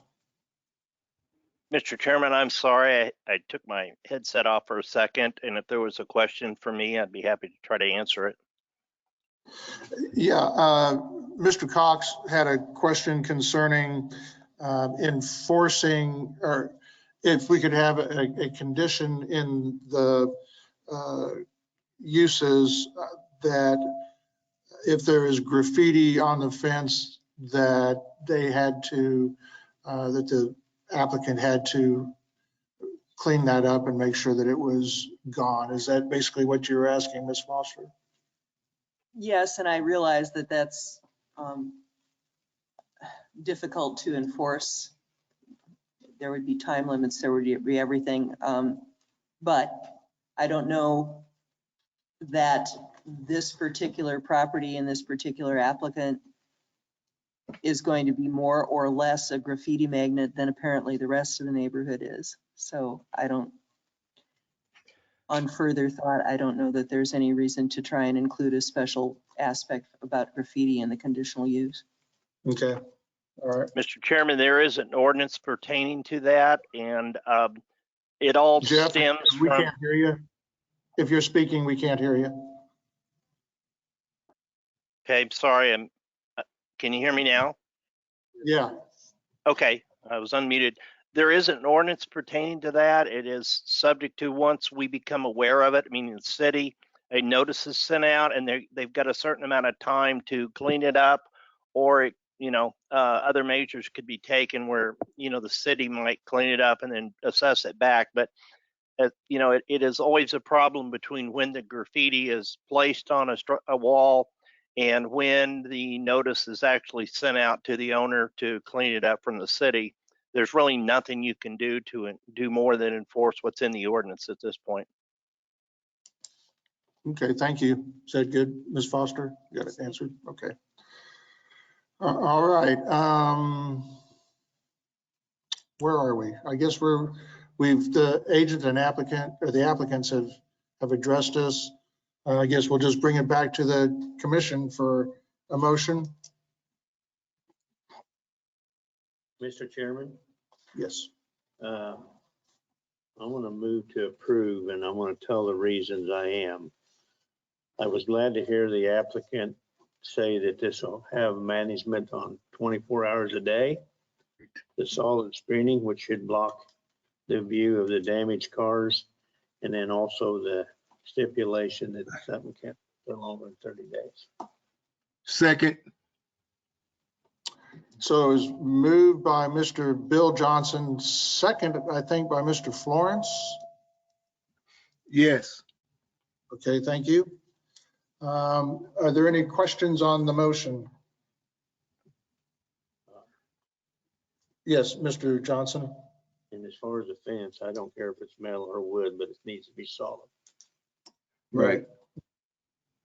Any feelings? Yes, Mr. The only McKay? reason I made that comment was there's more than just wood or concrete for a solid screening fence. That's the only reason I made that comment. Right. I wouldn't be opposed to concrete, wood, or. That's all I'm trying to say. And the fact that they know that expense is going to be there for them to do it. That's all I was wanting to make. Okay. All right. Okay. Yes, Mr. Mr. Wadle. Sorry. One more clarifying statement that if you would like to provide the option, not require it be out of metal, but if you want to provide that option, currently that's not an option that's available. So that would have to be included in the motion. I know there's been a lot of discussion about metal fence. I just want to make sure folks are aware. I guess I'd like to hear what some of the other commissioners. I'm not crazy about metal fences. I think as a general rule, they can be pretty ugly. I would. That's my sentiments. Okay. Commissioner Green? Mr. Florence, did you have a comment? Well, they can be really ugly, and I really wouldn't want to add that to the motion. Okay, I'll take it off. Okay. All righty. So we have a motion on the floor that is been moved and seconded. Is there any further discussion on that? Hearing none, all those in favor of the motion signify by saying aye. Aye. Aye. All those opposed, nay. Nay. Okay, could we have a roll call, please? Yes, sir. So for the motion, Green, Aye. Bill Johnson, Aye.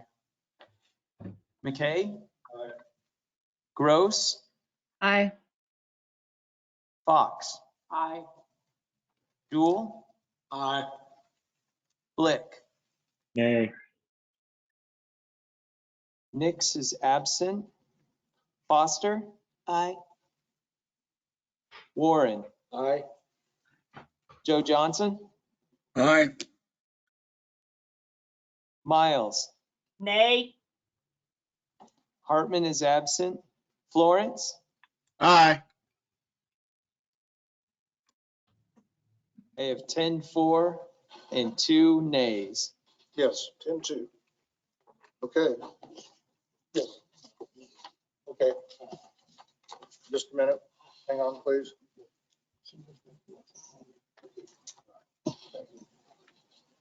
Mr. Bill Johnson is having to leave, so it'll be down to 11. Down to 11. Thank you, sir. I think we're ready for agenda item 4.3, which is 210009. Mr. Zevenbergen. Yes, good afternoon, Planning Commission. Philip Zevenbergen with Planning Staff. Conditional use 2021-000009 is a conditional use request to permit an existing vehicle storage yard on property zone rural residential located on the south side of West 6th Street South, which is West Maple out in Goddard, and about an eighth of a mile east of South 199th Street West.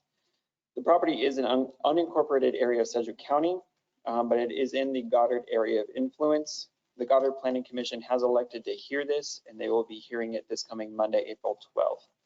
The Citizens Advisory Board for County District 3 heard this case on this past Monday, April 5th, and voted unanimously 9-0 for approval of this subject to staff recommendations. The plan for the property shows the property is 4.76 acres and contains a single family residence with several accessory structures. If you want to go to the aerial, that'll help. If you actually now go to the site plan, I apologize. The applicant has identified 100 foot by 100 foot or 10,000 square foot area for the vehicle storage yard located along the west property line on the back half of the property. The applicant is looking to continue his business for which he stores RVs and boats outdoors. It is understood that the business has been operating for at least 2 years. The applicant was cited due to a neighbor complaint, and he is coming before the commission to bring his property into compliance with the zoning code in order to continue his business. Access to the vehicle storage yard is off an existing driveway off of West 6th Street that goes in between the main house and one of the accessory structures and then curves around to the back, as you can see on the site plan. The aerial image is not the most up-to-date image. Even Google Maps is not 100% up to date. The lagoon that you see kind of dab smack in the middle on the south side of the property no longer exists. The applicant has installed a lateral sewage system on the east side of the property line as indicated on the site plan. And that lagoon actually allows him more storage space, or will be a portion of the vehicle storage yard as you see on the site plan. So the pond on the bottom side is not the lagoon. The lagoon's a small square you see on the aerial. At least that's what's on the screen anyway. The Unified Zoning Code defines vehicle storage yard as keeping outside of an enclosed building for more than 72 consecutive hours for one or more motor vehicles, except inoperable vehicles, boats, trailers, or unoccupied recreational vehicles. This term does not include wreckage or salvage. It is permitted as a conditional use in RR, subject to supplementary use regulations found in Section 3D6MM of the Unified Zoning Code. I'll review, they're in their chef report. I'll review those regulations just briefly here. It's broken up into 8 different sections. Number 1 is the location. The storage area has to be behind the property's principal structure. And in no time will any of the vehicles be driven or parked on any component of the on-site wastewater treatment system. As you can see on the applicant's site plan, he is complying with this. The number 2 is area. For sites of acres or 2 acres or less, it can occupy 11% of the property. This property is 4.76 acres, so he's allowed to be up to 10,000 square feet. Currently, as he's been operating, he has a larger area than that.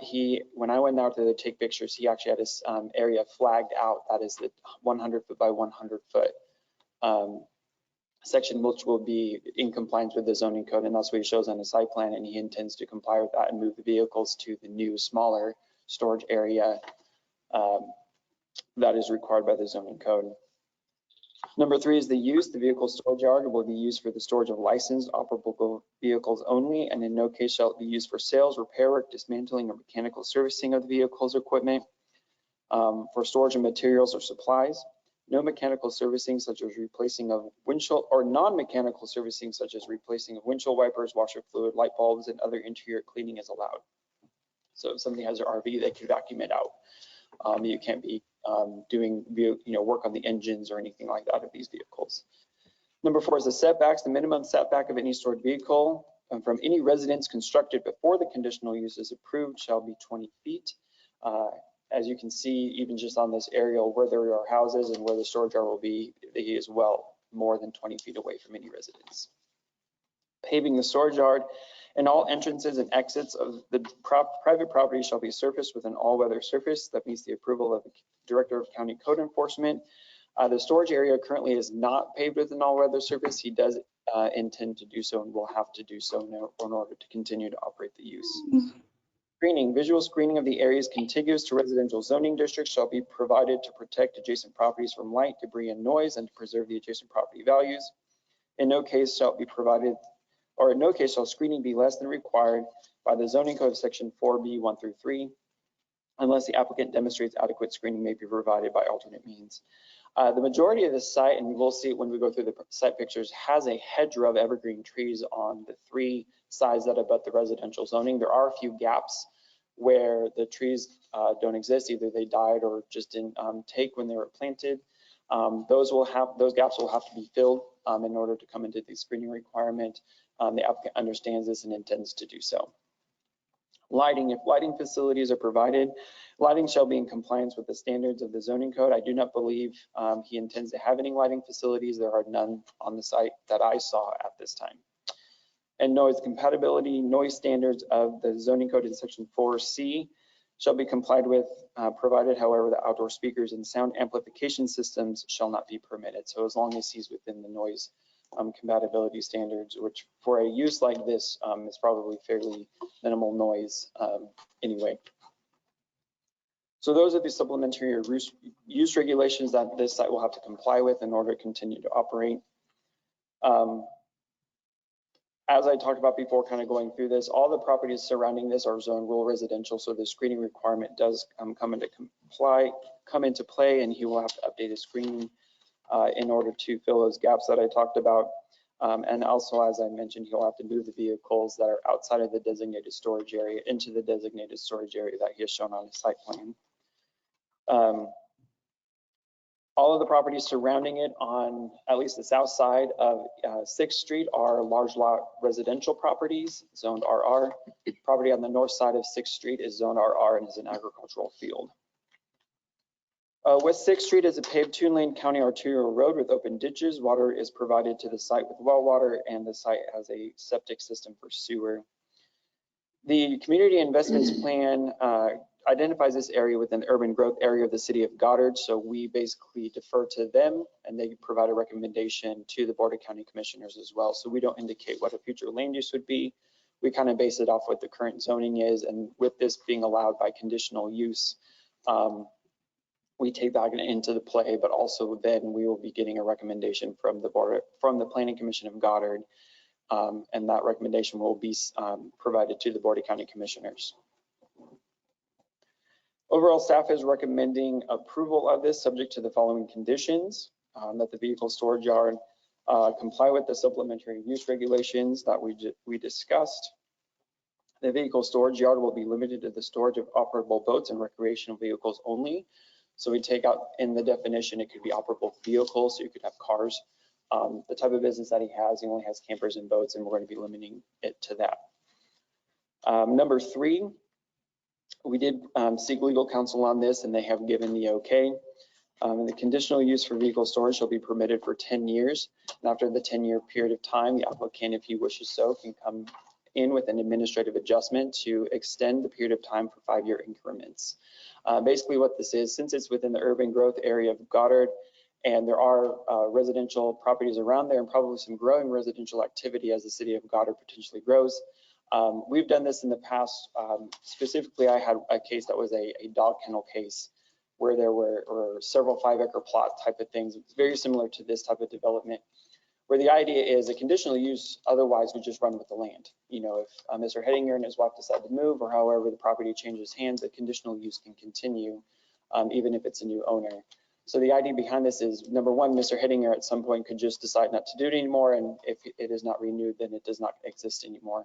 Or if the property changes hand and the future owner, 1, may not even know it's on the land, therefore it's not renewed, then you don't have the ability to have the storage anymore. So it's kind of a little bit of a way out in terms of the surrounding area as it continues to develop residentially, that this use may not continue with the land if it's not re-upped appropriately over time.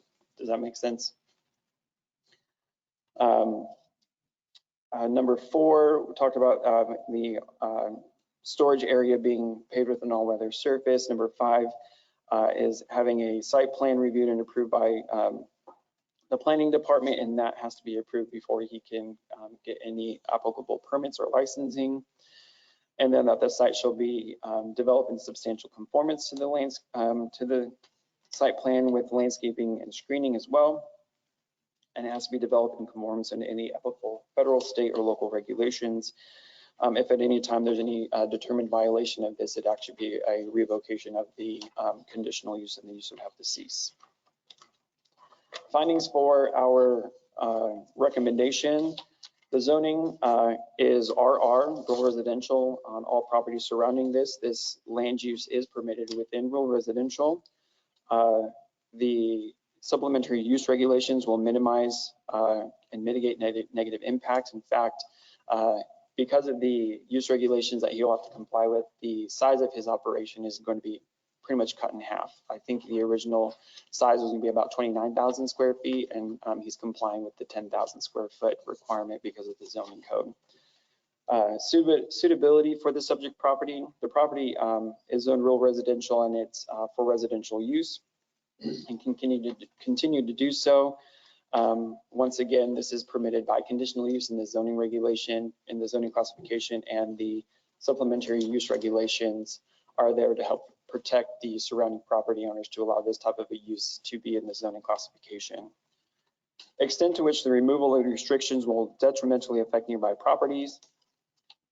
With this use being permitted by conditional use in the use regulations, those will be in place to help avoid the minimize the visual impact with the solid screening. It minimizes the impact with how close this could be to any residential dwelling unit nearby.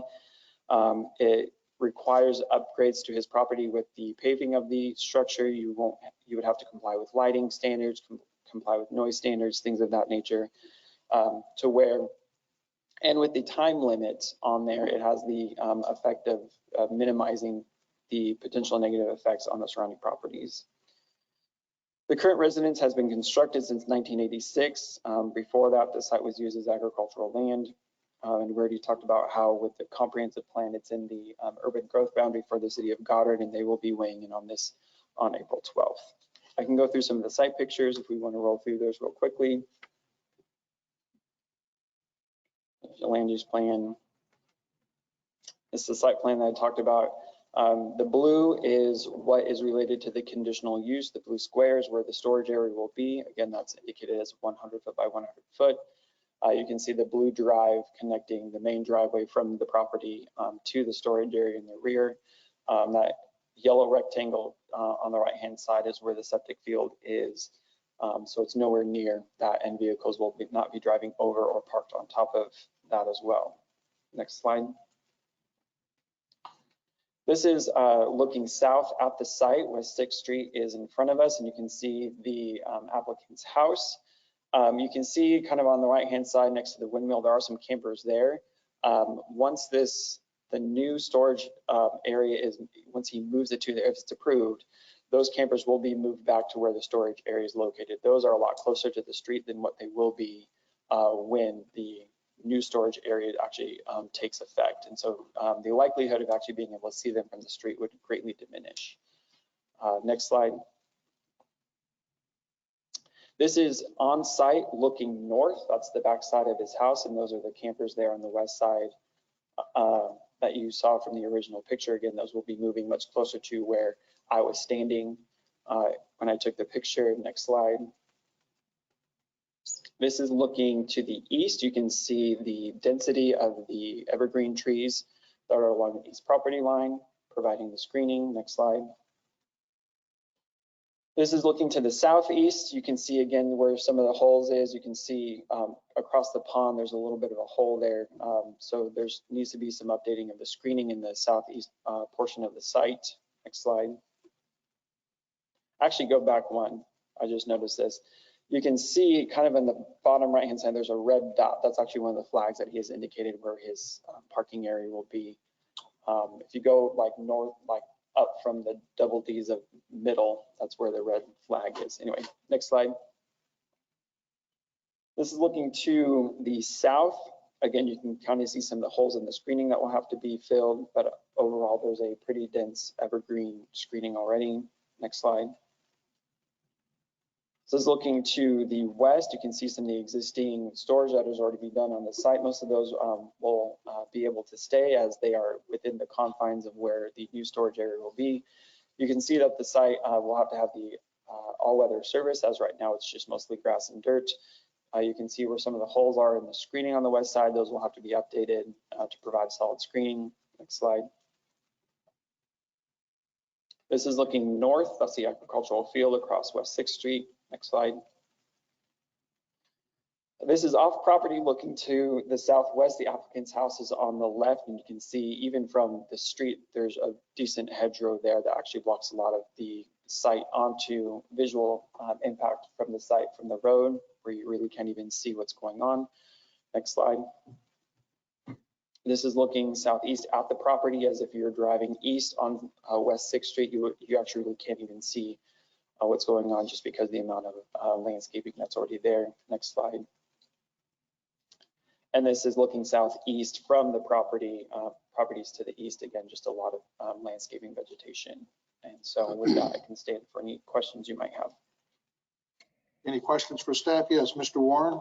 Philip, I got 3 questions. One, this conditional use only applies to the area in blue, number 1. Number 2, the applicant can't expand that area without going through the entire process again. If 5 years from now he decides he needs to double that, he's got to go through the whole process to change the area that we've identified here. And number 3, is the number of vehicles limited by how many you can get on there, or is there something in the code that says you need so many square foot for so many vehicles? Your first question, remind me what your first question was. Conditional use only apply to the area they listed in blue. It complies to the entire site. Okay. But with that, with the supplementary use regulations limiting the size of the storage area and the site plan indicating where that storage area is, that is the only place on the site that the vehicles can be stored. Answer your second question, if he wants to expand it in the future, because it is specifically noted in the supplementary use regulations that it's limited to 10,000 square feet, it actually takes, number 1, a recommendation from this board, the Planning Commission, to expand, to allow an expansion above that, and then an approval by the Board of County Commissioners. So if you said, okay, if he came in like, I want 20,000 square feet and said, you guys would have to recommend that that expansion be okay, and then the Board of County Commissioners would be the ones that have the authority to do so. And then your third question is how many vehicles can they? It's however many they can fit in the storage area. It doesn't, the code doesn't dictate how many vehicles he can store. It just dictates the size of the storage area. Okay, thank you. Taking that one step further, the enforcement of that blue area of the 10,000 square feet, how is that enforced? And since he's already got vehicles there, how do we follow the blue to have the road improved, or the access point to that blue area? So Mr. Hettinger actually did a really good job of even providing some distances between the storage area and the existing buildings. And so apart, I don't necessarily know if we get down to the inches, but enforcement would be that if, number 1 is complaint basis. So if neighbors were to think that vehicles are being stored outside of that area or in a larger area, they would call in, and a code enforcer would go out to the site, determine whether or not the storage area is in compliance with what is on the site plan. Obviously, where vehicles are stored, they could take some type of measurement to ensure, like, is it 100 feet this way, is it 100 feet that way? And basically follow, like, that's why we require the site plan, is they'd go off of the site plan to determine is he in compliance. And then they would be able to measure the area out to determine if it's, 10,000 square feet or larger. Okay. Thank you. Any other questions for staff? Yes, Ms. Miles. You can you go back to and remind me, has the Goddard Planning Commission, did you say already heard this case? No, they will hear it at their regularly scheduled meeting on April 12th. Okay, I misunderstood what you said at the beginning. Thank you. Any other questions for staff? Hearing none, we will now go to the owner, Mr. Hettinger. You have 10 minutes, and if you could give us your address also for the record. Good afternoon. Terry Hettinger, 19721 West Maple Street in Goddard, Kansas. Thank you for hearing this case today, and appreciation and thanks to Philip for helping me understand the codes and the conditional use, and what we need to do is to bring that up to use. Philip was very thorough. I don't know how I could be much thorough than he was. There's no signage, there's no advertising. You cannot see this when you're driving by. It's I've got a lot of trees. I'm always putting in trees. We're trying to keep this as discreet as possible. As you can see, it's not going to grow any larger than what the 100 by 100. So that limits me to about 20 occupants. There will be no lighting. There's no speakers going to be added or anything of that nature.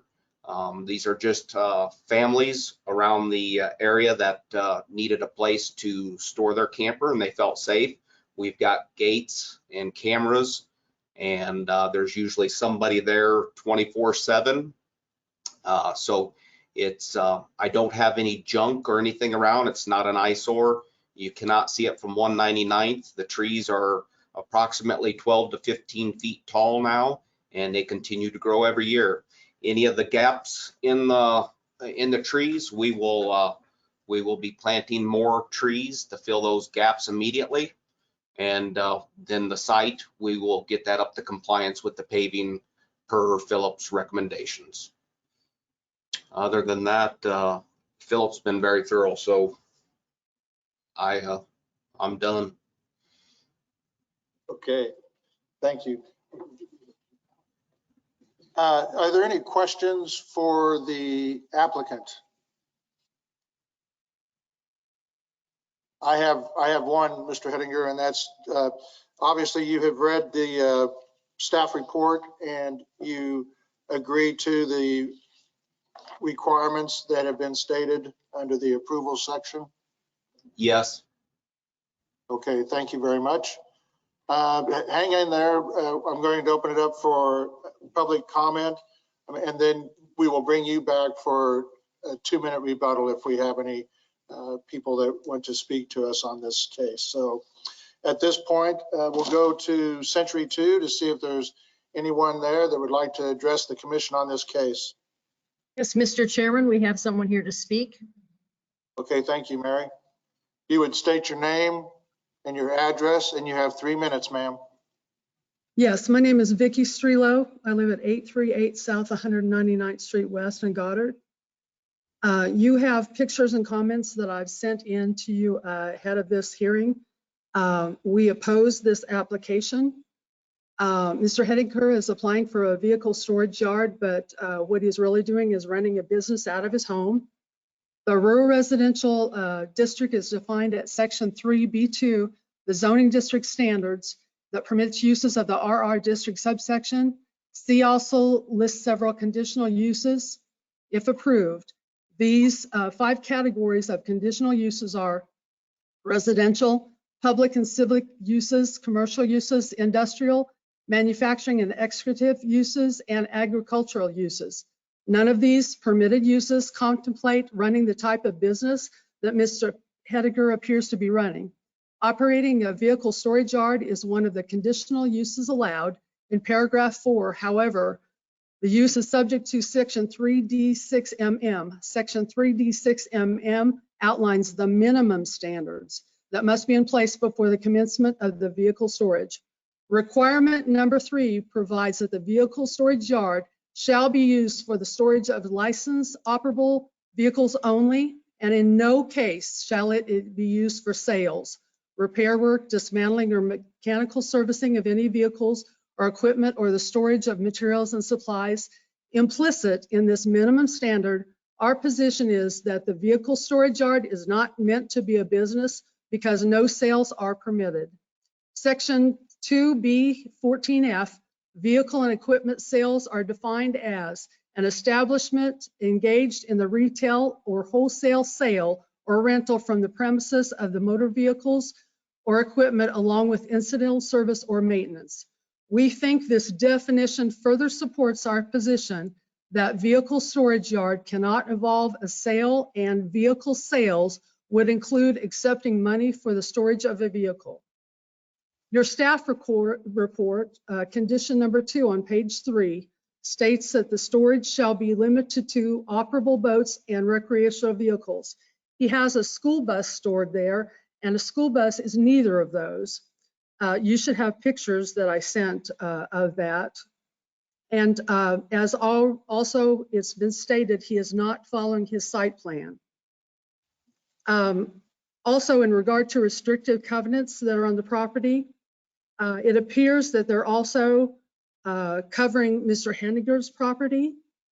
And I'll refer you to paragraph N of those restrictive covenants that I sent to you. No retail, wholesale, manufacturing, or repair business of any kind shall be called home occupation or shall be permitted. Even though maybe you don't recognize restrictive covenants, that does not mean that they're not relevant. Ma'am, your son? Oh, no, I'm sorry. Ms. Strelo, your time is up. If you could wrap up your comments, I'll give you 1 more minute. You bet. Thank you. There's a storage facility up and guarded a mile away. They are zoned for that. They can accommodate RVs and boats. Also up at Lake Afton, they have a facility that'll accommodate large boats and RVs. Security has been a big issue for us. We have a lot of people that are now coming up into our driveway. We have a 1/4 mile driveway. It's strange to us that that's happening now. It's never happened before. We're worried about our property being devalued, and we do not feel that Mr. Hettinger's business will improve our community. Thank you. Thank you, Ms. Strelo. Are there any questions for the speaker?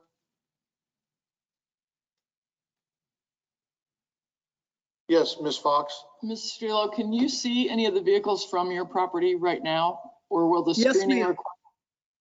Yes, ma'am, we can. When the trees are filled in the gaps, will you be able to see? There are gaps, but also our property sets up on a hill that's a little bit higher. So when I go out on the deck, I look down on his property and we can see all of it. Okay, thank you. Any other questions for the speaker? Hearing none, thank you for your testimony. Thank you very much.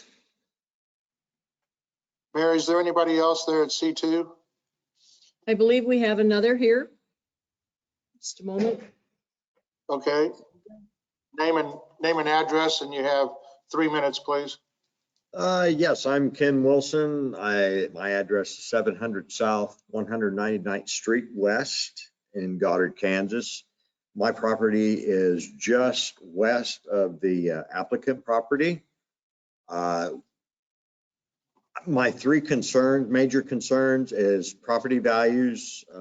When we did our research, when we bought this place back in '93, we were very pleasantly surprised in reading the covenant saying that there shall be no businesses allowed. So we decided to purchase the property thinking this would be our final residence until we pass away. Second concern really is safety and security of the area. Not knowing if there's going to be cameras installed, or I did find out in today's meeting that there will be somebody there 24/7. So thankfully that's very good. My third concern would be environmental. being that these are operable vehicles, anything man-made is going to break. So I have concerns about leaking fuel, diesel fuel, antifreeze, Freon, anything that might go into a camper or fifth wheel. What would be the requirements if there was such a leak getting into the groundwater? What would be the requirements for his making notification to city, county, state, federal regulations? Thank you very much. Thank you, Mr. Wilson. Do we have any questions for the speaker?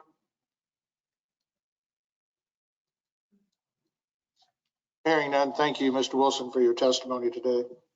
Thank Is you. there anyone else from Century 2, Mary? I see no others here to speak. Okay, thank you. Yeah. Is there anyone virtually that would like to address the commission on this case? If so, please state your name and address for the record.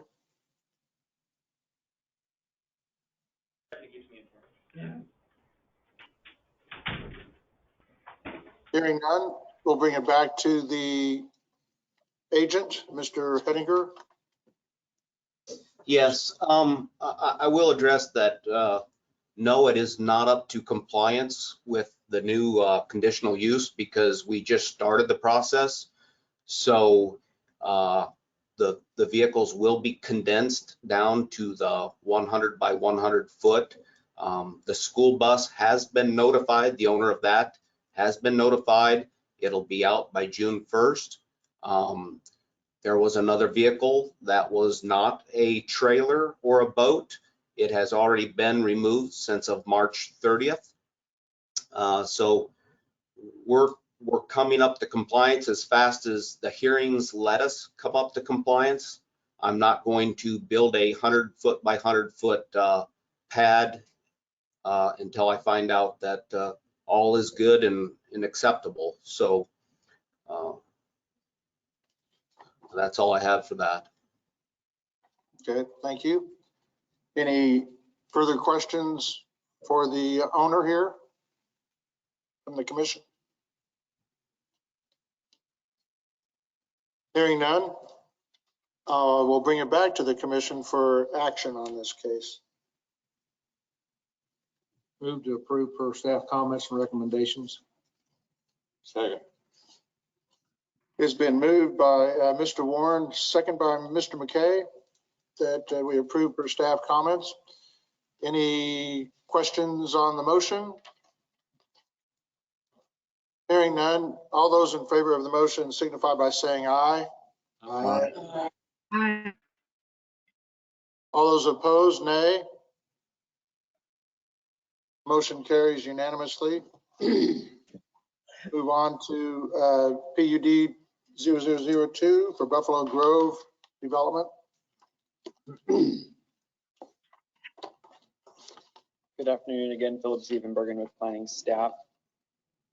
PUD 2021-02 is a zone change request from single family SF5 and LC limited commercial to planned unit development to create the Buffalo Grove planned unit development number 83. The site is 19.32 acres in size and generally located on the northeast corner of East Pawnee Road and South 127th Street East. The purpose of the PUD is to create a custom zoning classification to permit a mixture of residential development. The PUD provides flexibility, including the size of various setbacks. The intent is to create a unique medium density development surrounding green spaces. If you want to go to we skip ahead a couple to the concept plan. One more. Here we go. The PUD drawing shows the extent of the development will be 38 residential lots and several reserves. 28 of the proposed lots will have alley access on the rear of the property with garage access off of the alleys. These 28 lots will make up the center of this development, with the remaining 10 lots on the east and west extents of the development. The conceptual plan that you see in front of you shows that the lots with alleys can have 4 dwellings per lot, and the non-alley lots would have 2 dwellings per lot, so a duplex versus a fourplex. The fourplex, I believe, would be more of a townhouse style development. The street and the alley network shall double as the utility corridors as well. The PUD states that a development density, the development density could be up to 14.5 dwelling units per acre, which is permitted by conditional use in the TF3 zoning district. Though the PUD permits this density, the conceptual site plan, as well as the plat that you guys looked at earlier today, well, really just more or less the conceptual site plan, indicate up to 132 dwelling units, which equates to 6.83 dwelling units per acre. Even if all 38 lots were developed with fourplexes, the density would only be 7.87 dwelling units per acre. So even though the PUD could allow up to 14.5, there are really only potentially going to be about half of what the density that would be allowed. The PUD would permit reductions to setbacks in order to develop the multifamily concept desired. And I'll go through what those setbacks look like. And we're splitting in between those alley lots and then the non-alley lots. So bear with me, you have them in your staff report. I'll try to do the best I can to keep it all straight. I'll talk about the setbacks as if it were related to TF3 zoning, knowing that this generally TF3 is kind of what they're going for, just with the flexibility of the PUD. So on alley lots, there would be a 5-foot front setback, and that front setback would be along a greenway. So you have the front property being up against the greenway reserve, especially there in the middle where you see the very big, large greenway in the middle. TF3 would require a 25-foot setback, but generally TF3 lots would be abutting a residential street, a little bit different. The PUD will allow 5-foot side street setbacks, which would be 15 feet in TF3. There'd be 5-foot interior setbacks, and TF3 requires either 5 or 6 feet, depending on the size of the lot, whether or not it's greater or smaller than 6,000 square feet. And then there'd be a 2-foot rear setback along the alley, where TF3 would require a 20-foot rear setback. The purpose of such a small setback in the rear is the idea is to not have the driveway. Like you don't want to have the alley and then a driveway and then a garage.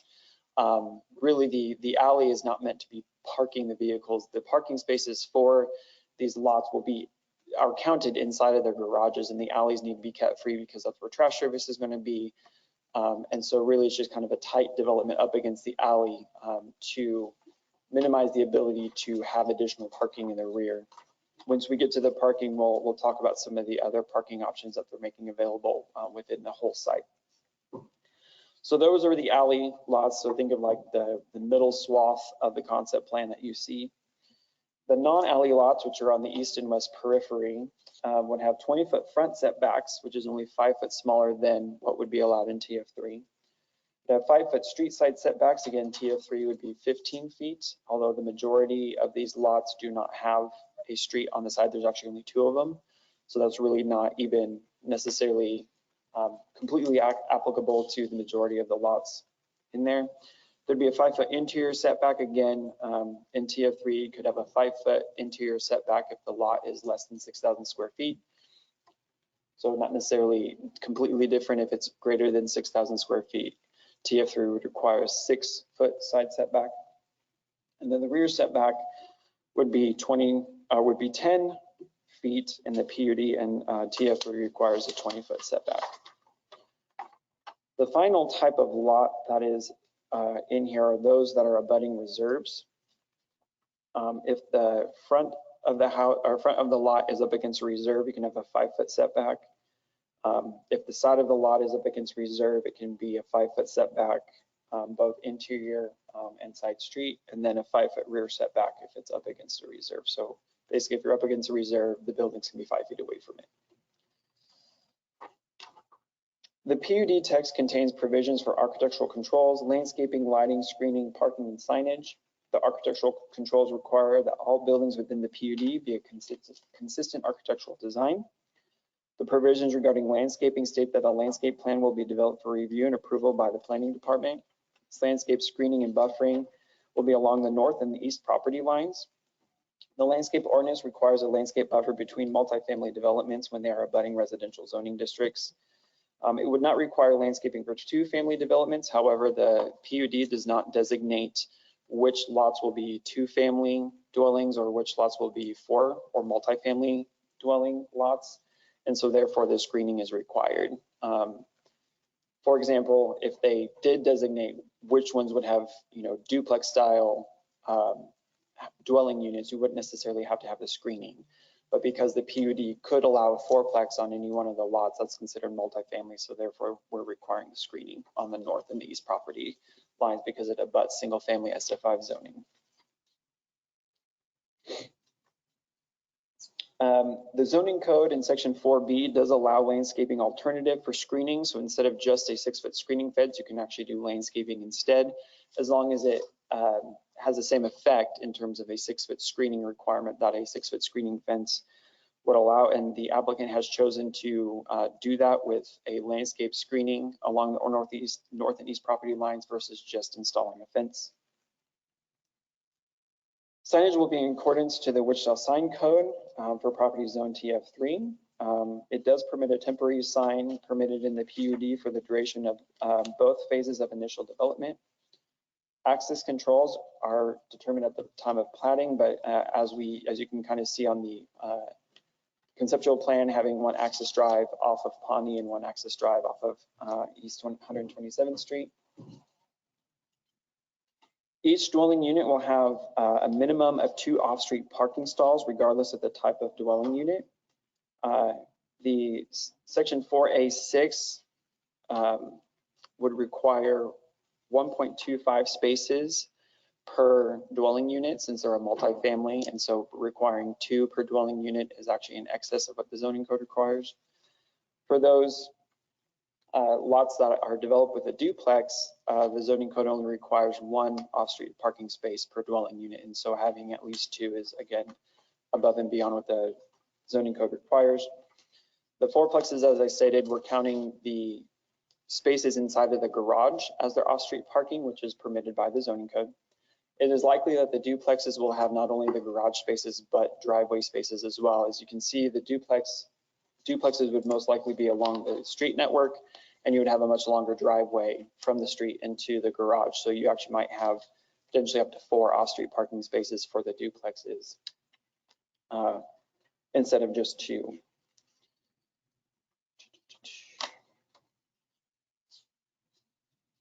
So the PU states that there will be on-street parking areas, and you can see it's kind of small on the screen, but if you look on the right-hand side and the left-hand side of the center reserve, just off of the main circle street, there are additional parking spaces off of that main street there. Those are to provide convenience or visitor parking. Say somebody, in the middle block of the PUD where they have a 4-plex facing a reserve and their only access is off the alley, and that's where they park their cars. If you have a visitor or Amazon comes and deliver a package, they can park in one of those parking spaces off of the main road and then walk down the side path to the front of the building to enter it. These spaces are in addition to the parking requirement, so there's actually over and above the parking requirement holistically when you look at the PUD altogether. Property, what's going on around here? If you go back a couple slides to the zoning map, property to the north is zoned single-family residential, but it's an open field right now. And then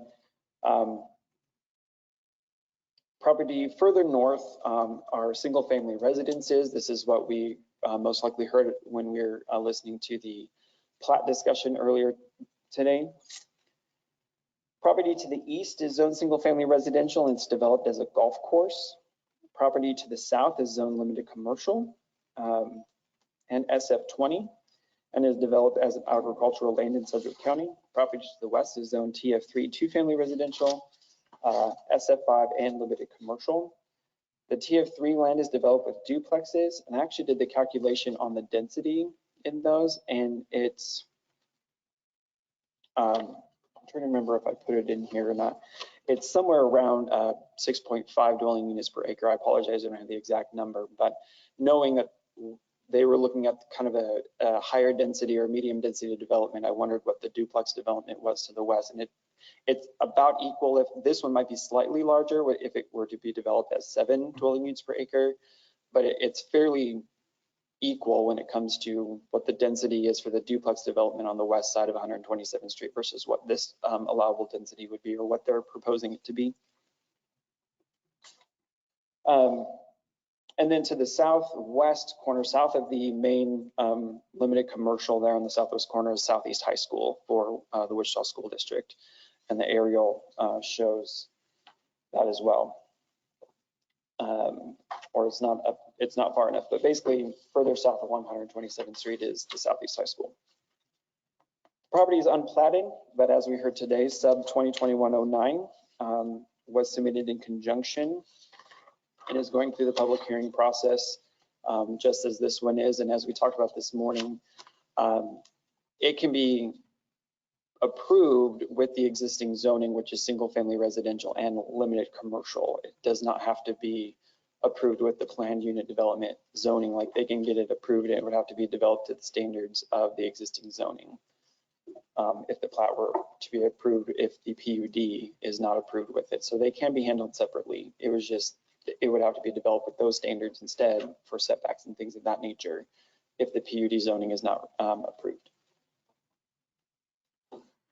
The southwest 7 acres of the site that is zoned limited commercial was zoned that way in 1958 when Sedgwick County rezoned the corners of all arterial intersections within a 3-mile ring around Wichita. That's why it's just kind of a random, where all 4 corners are equally zoned limited commercial.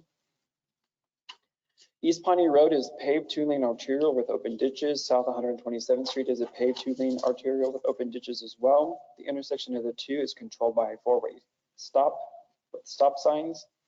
As development continues to occur, the intersection will most likely be improved with a signal when traffic engineering deems it appropriate.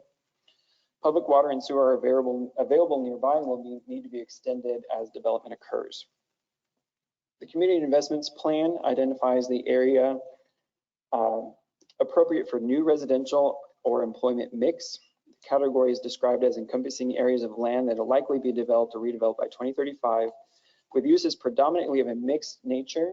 Due to the proximity of higher intensity business uses, residential housing types within the area will likely be of higher density. Due to the proximity of residential uses, employment uses likely will have limited negative impacts associated with noise, hazardous emissions, visual blight, or odor.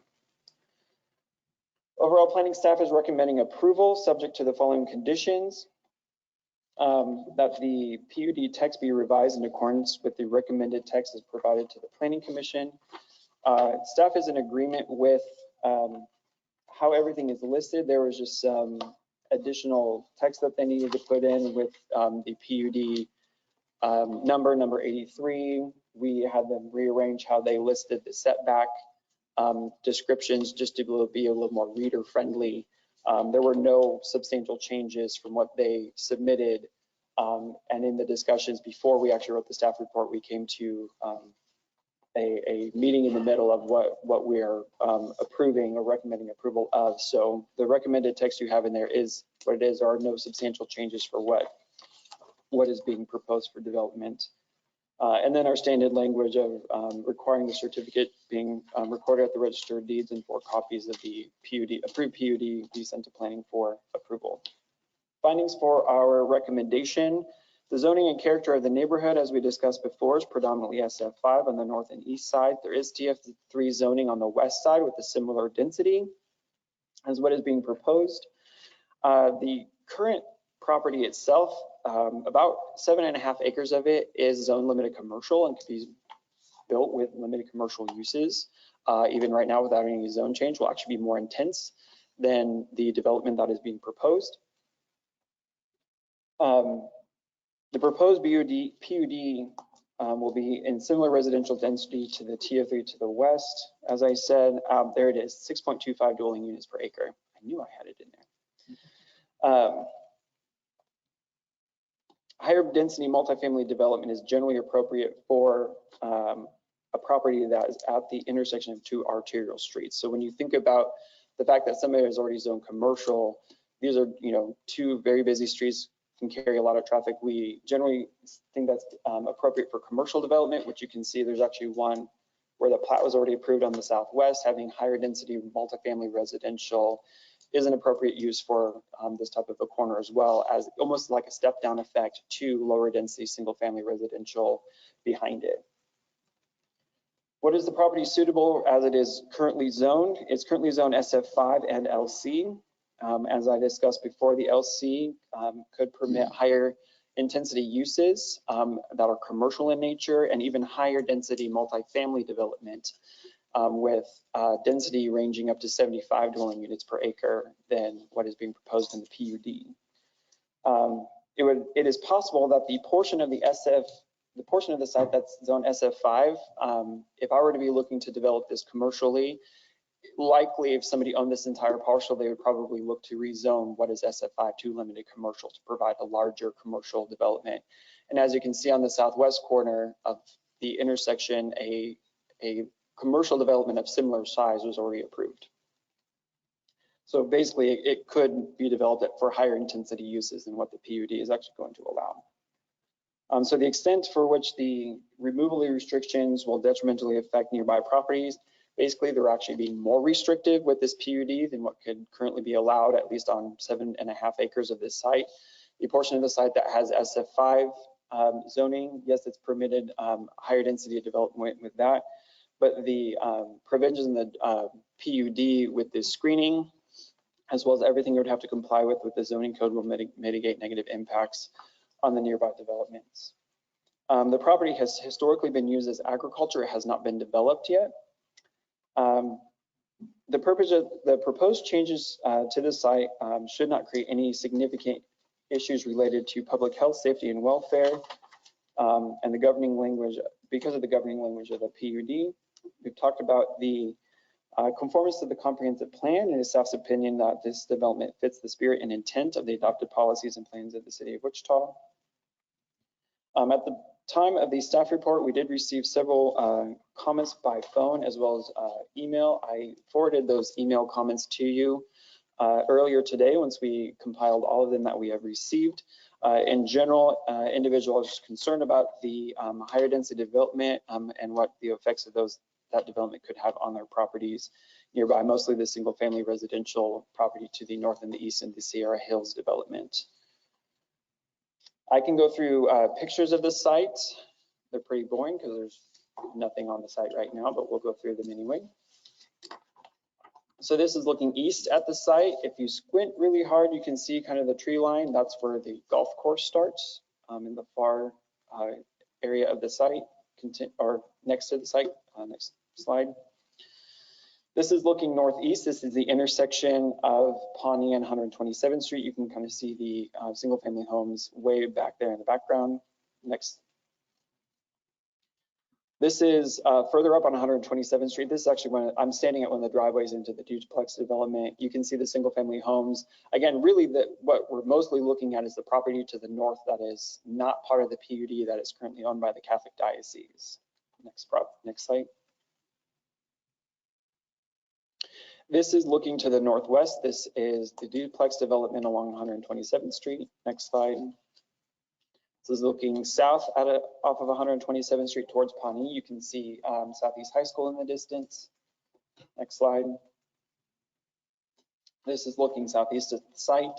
Next slide. And this is looking straight west into the duplex development right across the street. And I think that is it for the slides. This case will be heard by the District Advisory Board on Monday. District 2 has their DAB meeting on the second Monday of the month because they share a CSR with District 5. So he can't be at 2 meetings at once. So we do not have any information from the DAB, and I can stand for any staff questions. Do we have any questions for staff? Yes, Ms. Foster. I realize this is a conceptual plan, but I'm making out 24 visitor parking spaces for the 112 quad homes, which all of their parking is in garage. They have no driveways. Am I understanding that correctly? Correct. I did not officially count them, so I don't have that number to confirm. But yeah, Again, all of those extra spaces along the street are in addition to what is required by Okay. the zoning code. So they're exceeding requirements. I think they're going to have problems, but if they're exceeding requirements, then Yeah, they're not required to provide any more. yeah. I hope they're antisocial people who live there.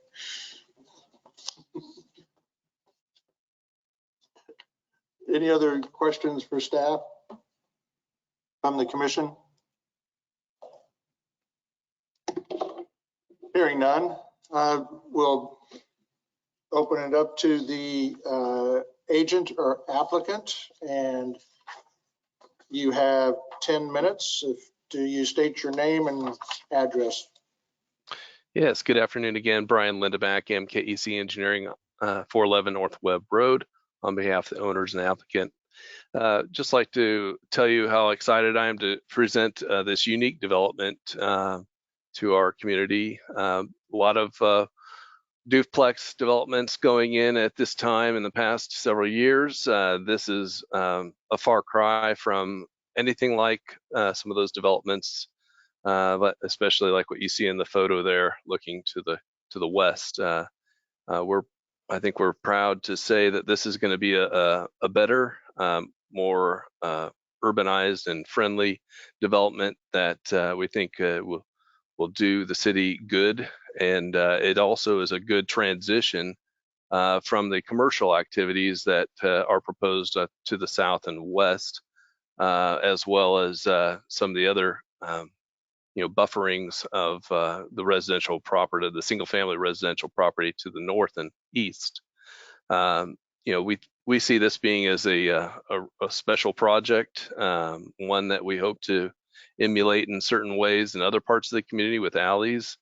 I know there's been some comments about on-street parking, or we've got plans for additional parking along the street for those visitors to stop by and see their neighbors or otherwise. We've got a lot of sidewalks planned, as you can see, so it'll be a very pedestrian-friendly neighborhood. I think the other thing to call to attention to is that the conformance of the comp plan. The comp plan looks at this area as mixed use of housing and commercial. We certainly are getting rid of our commercial components and sticking with residential. We feel like that's a better use of this property, and hopefully the neighbors also see that as a pro, that we're eliminating the commercial aspects. I think Philip's presentation, I thank him for doing such a thorough and exhaustive presentation. But I think it's notable to mention that we are down zoning again from commercial. There's a large portion of this property that is set up for commercial. I did the basic math, and you could certainly have 670 some odd dwelling units just on that commercial part. So we're significantly reducing the dwelling unit count that we're legally allowed right now, and we hope to make it a more pedestrian friendly and a more walkable and desirable neighborhood. With that, I'll stand for any questions. Certainly entertain any concerns you may have. Do you have any questions from the commission for Mr. Lindeback? Yes, Ms. Fox. Is it intended to operate all of this as rental continuously, or there'll be consideration of sale of any of the units as owner occupied? At this time, it's intended as rental, but it certainly could in the future be certain units sold off, and as a townhome style development might be. But I think at this time, it's intended to keep it all together as one. Can you speak to, will there be any on-site management, and how will you maintain the drainage retention ponds that are on location? If it doesn't rain and they aren't filled, et cetera, how will you keep those maintained? Like many other developments, this will have a lot of association or homeowners association. Those areas will be maintained accordingly. We've got, as you can see, some detention facilities planned for cleaning up the water problems in the area. That would be typical with our plating procedures. As you maybe heard, our plating was approved. That had a drainage report associated with it, so the city has evaluated that already and approved that. Hopefully I answered your questions. Any other questions from the commission to Mr. Lindeback?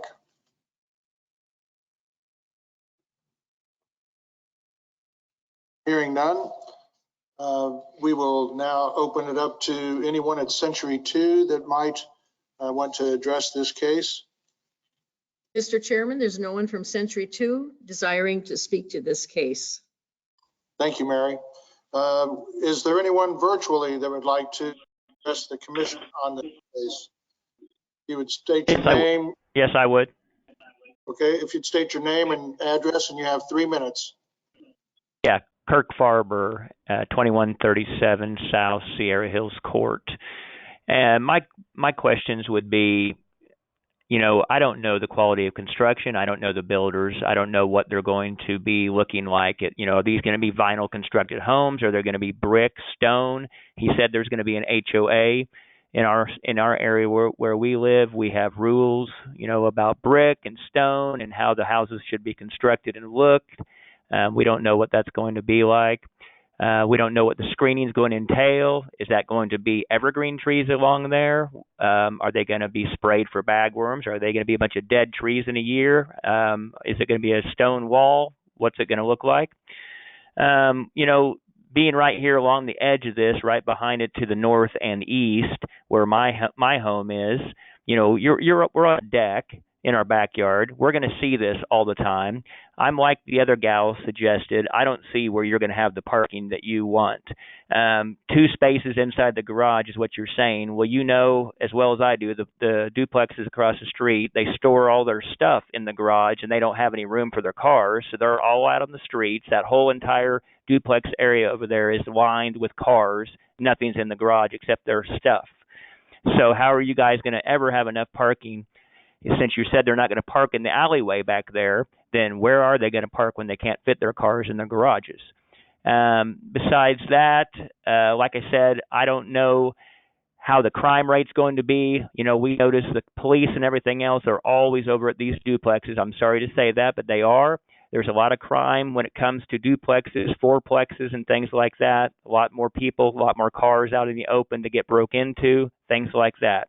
So I'm opposing this because I don't know the quality of construction. I don't know how it's going to look. So maybe you can address more of that. Thank you for the time. Thank you, Mr. Farber. Are there any questions of the speaker from the commission? Hearing none, thank you for your testimony. Is there anyone else virtually that would like to address the commission on this case? Yes, my name is Dulce Wesley. I live in the neighborhood adjacent to PUD 83, and I would like to ask you, please do not allow rezoning of that area if it is destined for rentals of duplexes, triplexes, or multifamily structures. When my husband and I bought our house in Sierra Hills, it was based on the existing surrounding areas and neighborhoods, which were single-family homes, not rental duplexes or triplexes or mini homes. Buying the house in Sierra Hills was a considerable investment for us, and we look forward to spending our retirement years in that house. But since we have lived here, specifically in recent years, we have seen many changes, some due to rezoning. We have seen rental duplexes being built all around us. We have seen approval for the development of a mini home community contiguous to our neighbor's backyard.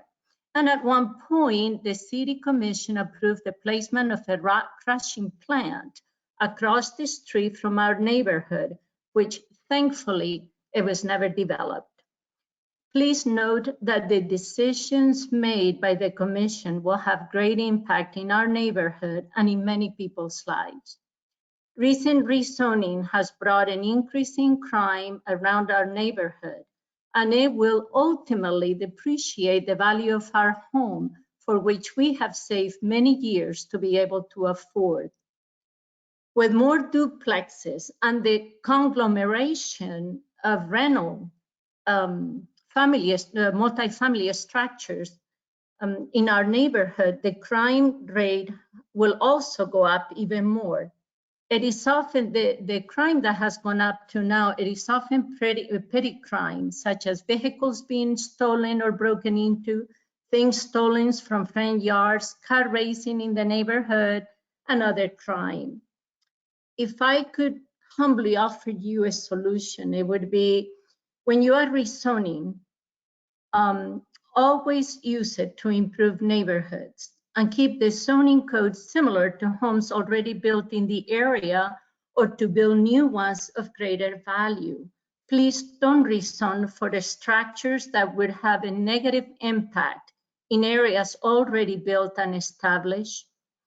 Careful zoning discipline and sensible restrictions will serve several purposes. One is it will foster continued stability in existing neighborhoods, since people living already there will know that their investment has more possibilities of being preserved without risking devaluation due to rezoning, regardless of the value of the home. It could be $100,000 or $400,000. When people make an investment, it brings stability to know that they're not risking the devaluation of their home because of rezoning. Two, it will create, yes. Ma'am? Yes. Your time is up. Can you wrap up your comments in about a minute? And we also need to have your address for the record. Yes, sir. My address is 13501 East Mount Vernon Court, zip code 67220. Thank you. Thank you.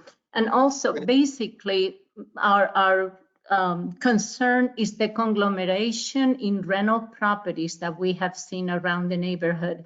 Some will be okay, but they're getting more and more prominent all around us, and with it, the crime. And obviously, we do know that high conglomeration of rentals will definitely bring down the value of the properties around it. Thank you for your consideration. Thank you. And hang on just a second. Are there any of the commissioners that would like to ask the speaker any questions? Hearing none, thank you for your testimony today. Is there anyone else virtually that would like to address the commission on this case? Yes. Can you hear me? Yes, we can. If you could give us your name, address, and you have 3 minutes, please. Okay. My name is Brian Brubaker. Address is 2017 South Sierra Hills.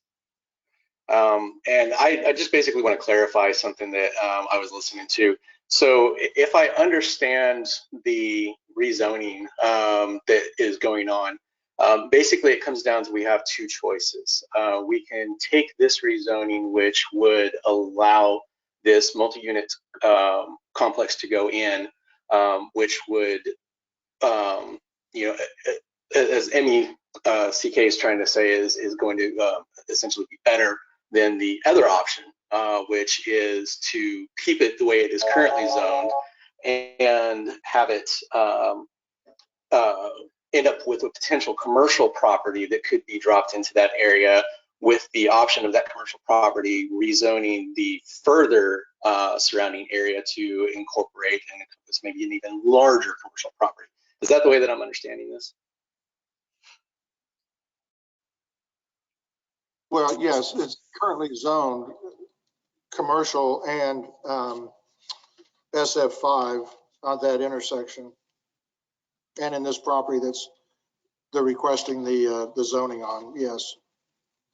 Okay, so if the PUD goes through, then this property would go in and it would stop any kind of development of a commercial, you know, for example, a Quick Trip, you know, going in on the corner, or, you know, a large strip mall or a Walmart or something like that. Whereas if PUD does not go through, then, you know, it opens up the possibility of some type of large commercial development going in there, you know, like I said, you know, a Quick Trip or a Walmart or, you know, large strip malls. That my understanding. Right. It'll be multifamily residential. Okay. So as a resident, I'm more opposed to the commercial property going in than I am, you know, an additional residential property. But to speak to the other people that you know, I would prefer that my city zone these areas to be more in favor of the surrounding neighborhoods, like the previous person said. Nothing to this property. It looks like a very beautiful property, and you know, I'm sure that they're going to do their due diligence. But just to kind of speak to that zoning, you know, the surrounding areas, you know, like she says, we spend a lot of money on our homes. We take pride in our homes, and we would want the surrounding areas to kind of mirror that. So that's just my objection, and I thank you for clarifying all the rest of that for me. Okay, thank you, Mr. Brubaker. Are there any questions of the speaker? Hearing none, thank you for your testimony today. Is there anyone else virtually that would like to address the commission? Yeah, my name Kelly Lausch, address 2159 South Sierra Hills Circle. I mean, I appreciate the information and I guess a little bit more detail, you know, from what I had seen previous to today. But I still am very shocked, I guess, or just disappointed with the fact that when Sierra Hills subdivision was built, when my husband and I built in 2008, we did a very exhaustive search of the zoning and the intended plans for the land surrounding the property in which we purchased. You know, and we also paid a very high premium to have a golf course lot and to back up to what was deemed at that point farmland. We researched and found out it was owned by the Catholic Diocese, and their plans were to maybe develop that into a church or a school associated with the Catholic Church somewhere in the time frame of 15 to 20 years down the road. So to see an application, I guess, come through, I mean, obviously the new high school being built across the way, you know, that all got pushed through. We've had all of these other kind of zoning, rezoning applications come through, but I kind of feel like this is not a lot of notice as well for this zoning, but you know, the precipice of how we were sold our homes and our lots was that a rental duplexes and triplexes, quadplexes, that would not be an option. If I would have known that, then we probably would not have purchased the specific lot that we did in Sierra Hills. I'm not opposed to having that developed, but what I am opposed to is the rental nature of it, and also the comparable value of the impact of like Dulcie was saying, the investment of what these homeowners had put in to be able to afford, and any kind of improvement that may, you know, negate or have a negative financial impact on the surrounding community that pre-exists this new development. So, I mean, I also would like to voice my concerns of opposing the approval, you know, of a development of this nature of rental, you know, multiplexes. Okay, thank you very much. Are there any questions for the speaker? Hearing none, thank you again for your testimony today. Is there anyone else virtually that would like to address the commission on this? State your name and address. Yes. And you have... Okay, sorry, I jumped in too quickly. Yes, this is Vicki Smith. I am at 2138 South Sierra Hills Street, just down the street from Kelly and Kirk. And I voice, you know, the same objections and opinions that everyone has already registered. So I won't repeat that, but I am also concerned about multifamily unit going into that space, bringing in additional excess traffic in this area. You know, we have Southeast High School up here. We have single lane roads leading to the high school, none of which have sidewalks.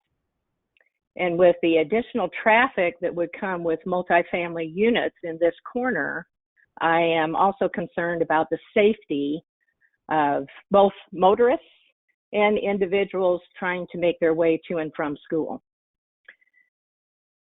So with that, again, I have the same issues everybody else has voiced so far, but I wanted to add these two elements as well. Okay. Thank you, Ms. Smith. Are there any questions for the speaker?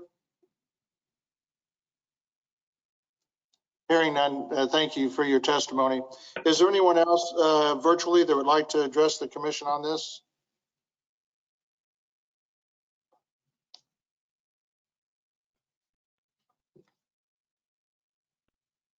Hearing none, we'll bring it back to the agent, Mr. Lindeback, and you have 2 minutes. Okay, I'll try to be concise here. I've heard all the comments, and you know, I think I'll try to address the you know, some of the things item by item. Storage in the garage. We have specifically designed the parking in the alleys well, there won't be parking in the alleys. They won't be able to park a car in the back. So they will, unless they ride a bike or don't have 2 cars, more than likely they will not be able to store anything at all, and they won't be able to park there. So we've intentionally done that so that they do park their cars in the units in the development. And I'm sure there'll be covenants that address that, private covenants that address that. With regard to crime rate, I did check the crime in the area, and unfortunately, with all neighborhoods and growth in Wichita, crime is prevalent. This area is actually some of the least crime according to the mapping in all of Wichita. So I think that's a great thing, and you know, I think our tenants here and owners will keep that crime down. You know, this is a transition zoning. I think I talked briefly about that earlier. You know, if this were remain commercial zoning, it wouldn't provide for as good a transition to the residents. You know, I think there's been some talk about the Catholic Diocese property. This I did check while the presentation was going on. They do still own 21 acres of land there, and that's where that property abuts the development, your development, more of Sierra Hills, more than this. In fact, this property is you know, over 400 feet away from the nearest residence in Sierra Hills. So I think that's an important item to note. You know, as far as traffic impacts, I have talked to the engineering staff at the city. They actually have been studying this. There's been a lot of different options that they're looking at for improvements to the street. Certainly, we aren't you know, driving that narrative. I think the school is driving that narrative. However, certainly more development in the area will certainly improve or improve the odds of getting some of those improvements done to those arterial streets. I do believe that they have some plans for that in the near future, that we are not part of those plans. Mr. Lindemann? Yes. Your time is up. Okay.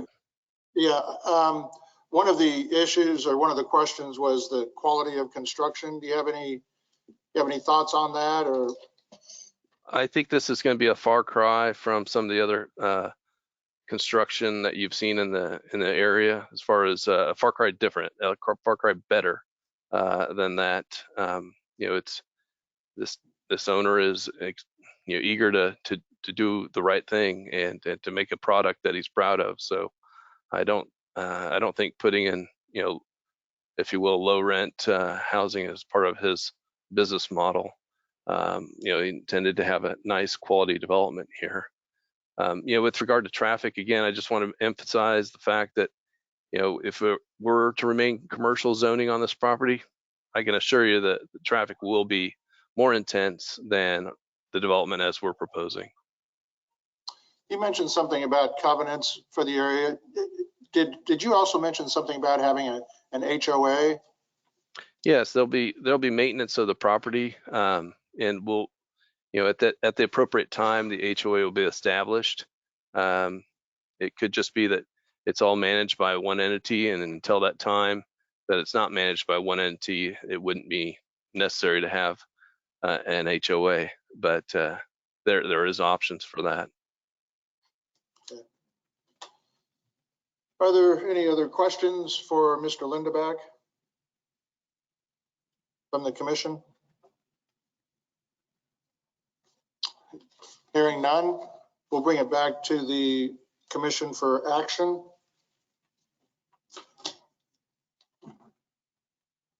Any comments? I move we approve subject to the staff comments. Second. We have a motion by Mr. McKay to approve per staff comments, second by Ms. Fox. Are there any questions on the motion? Hearing none. All those in favor of the motion signify by saying aye. Aye. All those opposed, nay. The motion carries unanimously. And last, we have the zoning 2021-00010. Mr. Chairman. And Kathy Morgan, okay, Mr. McKay has to leave, and Mr. Joe Johnson will be departing also. Is there a quorum? So that brings us down to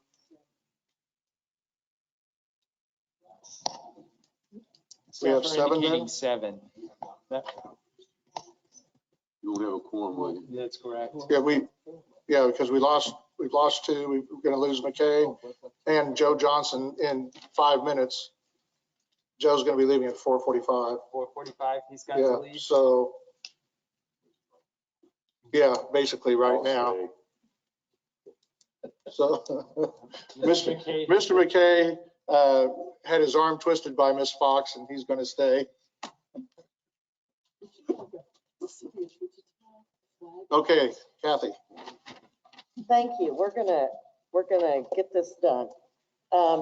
This property is in the Goddard area of influence. They elected not to comment on it. They have seen the subdivision, the plat. The zoning change is being requested because this site is 1.88 acres. And in rural residential, you have to have a minimum of 2 acres to build. This site will be served by on-site sewer. It is in the rural water district number 4. If they can't, if rural water district number 4 can't provide the water supply, then they would go through the process of getting approval for an on-site well through the county. Let's see. I've had no calls in opposition to this. I have had several calls about why they're having to rezone and that type of thing, but there have been no objection to this rezoning. And it went to CAB 3, and they approved it. So if you want to flip through the pictures right quick, please. There's a lot of ag land around there. There are some larger lot residential next. Mr. Chairman? Yes. I'd like to interrupt too. I know sometimes we have somebody wants to hear them and they don't no longer hang with us. Can we confirm if there's somebody here that wants to hear this case? Yes, we can. Is there anyone virtually that is wanting to hear this case?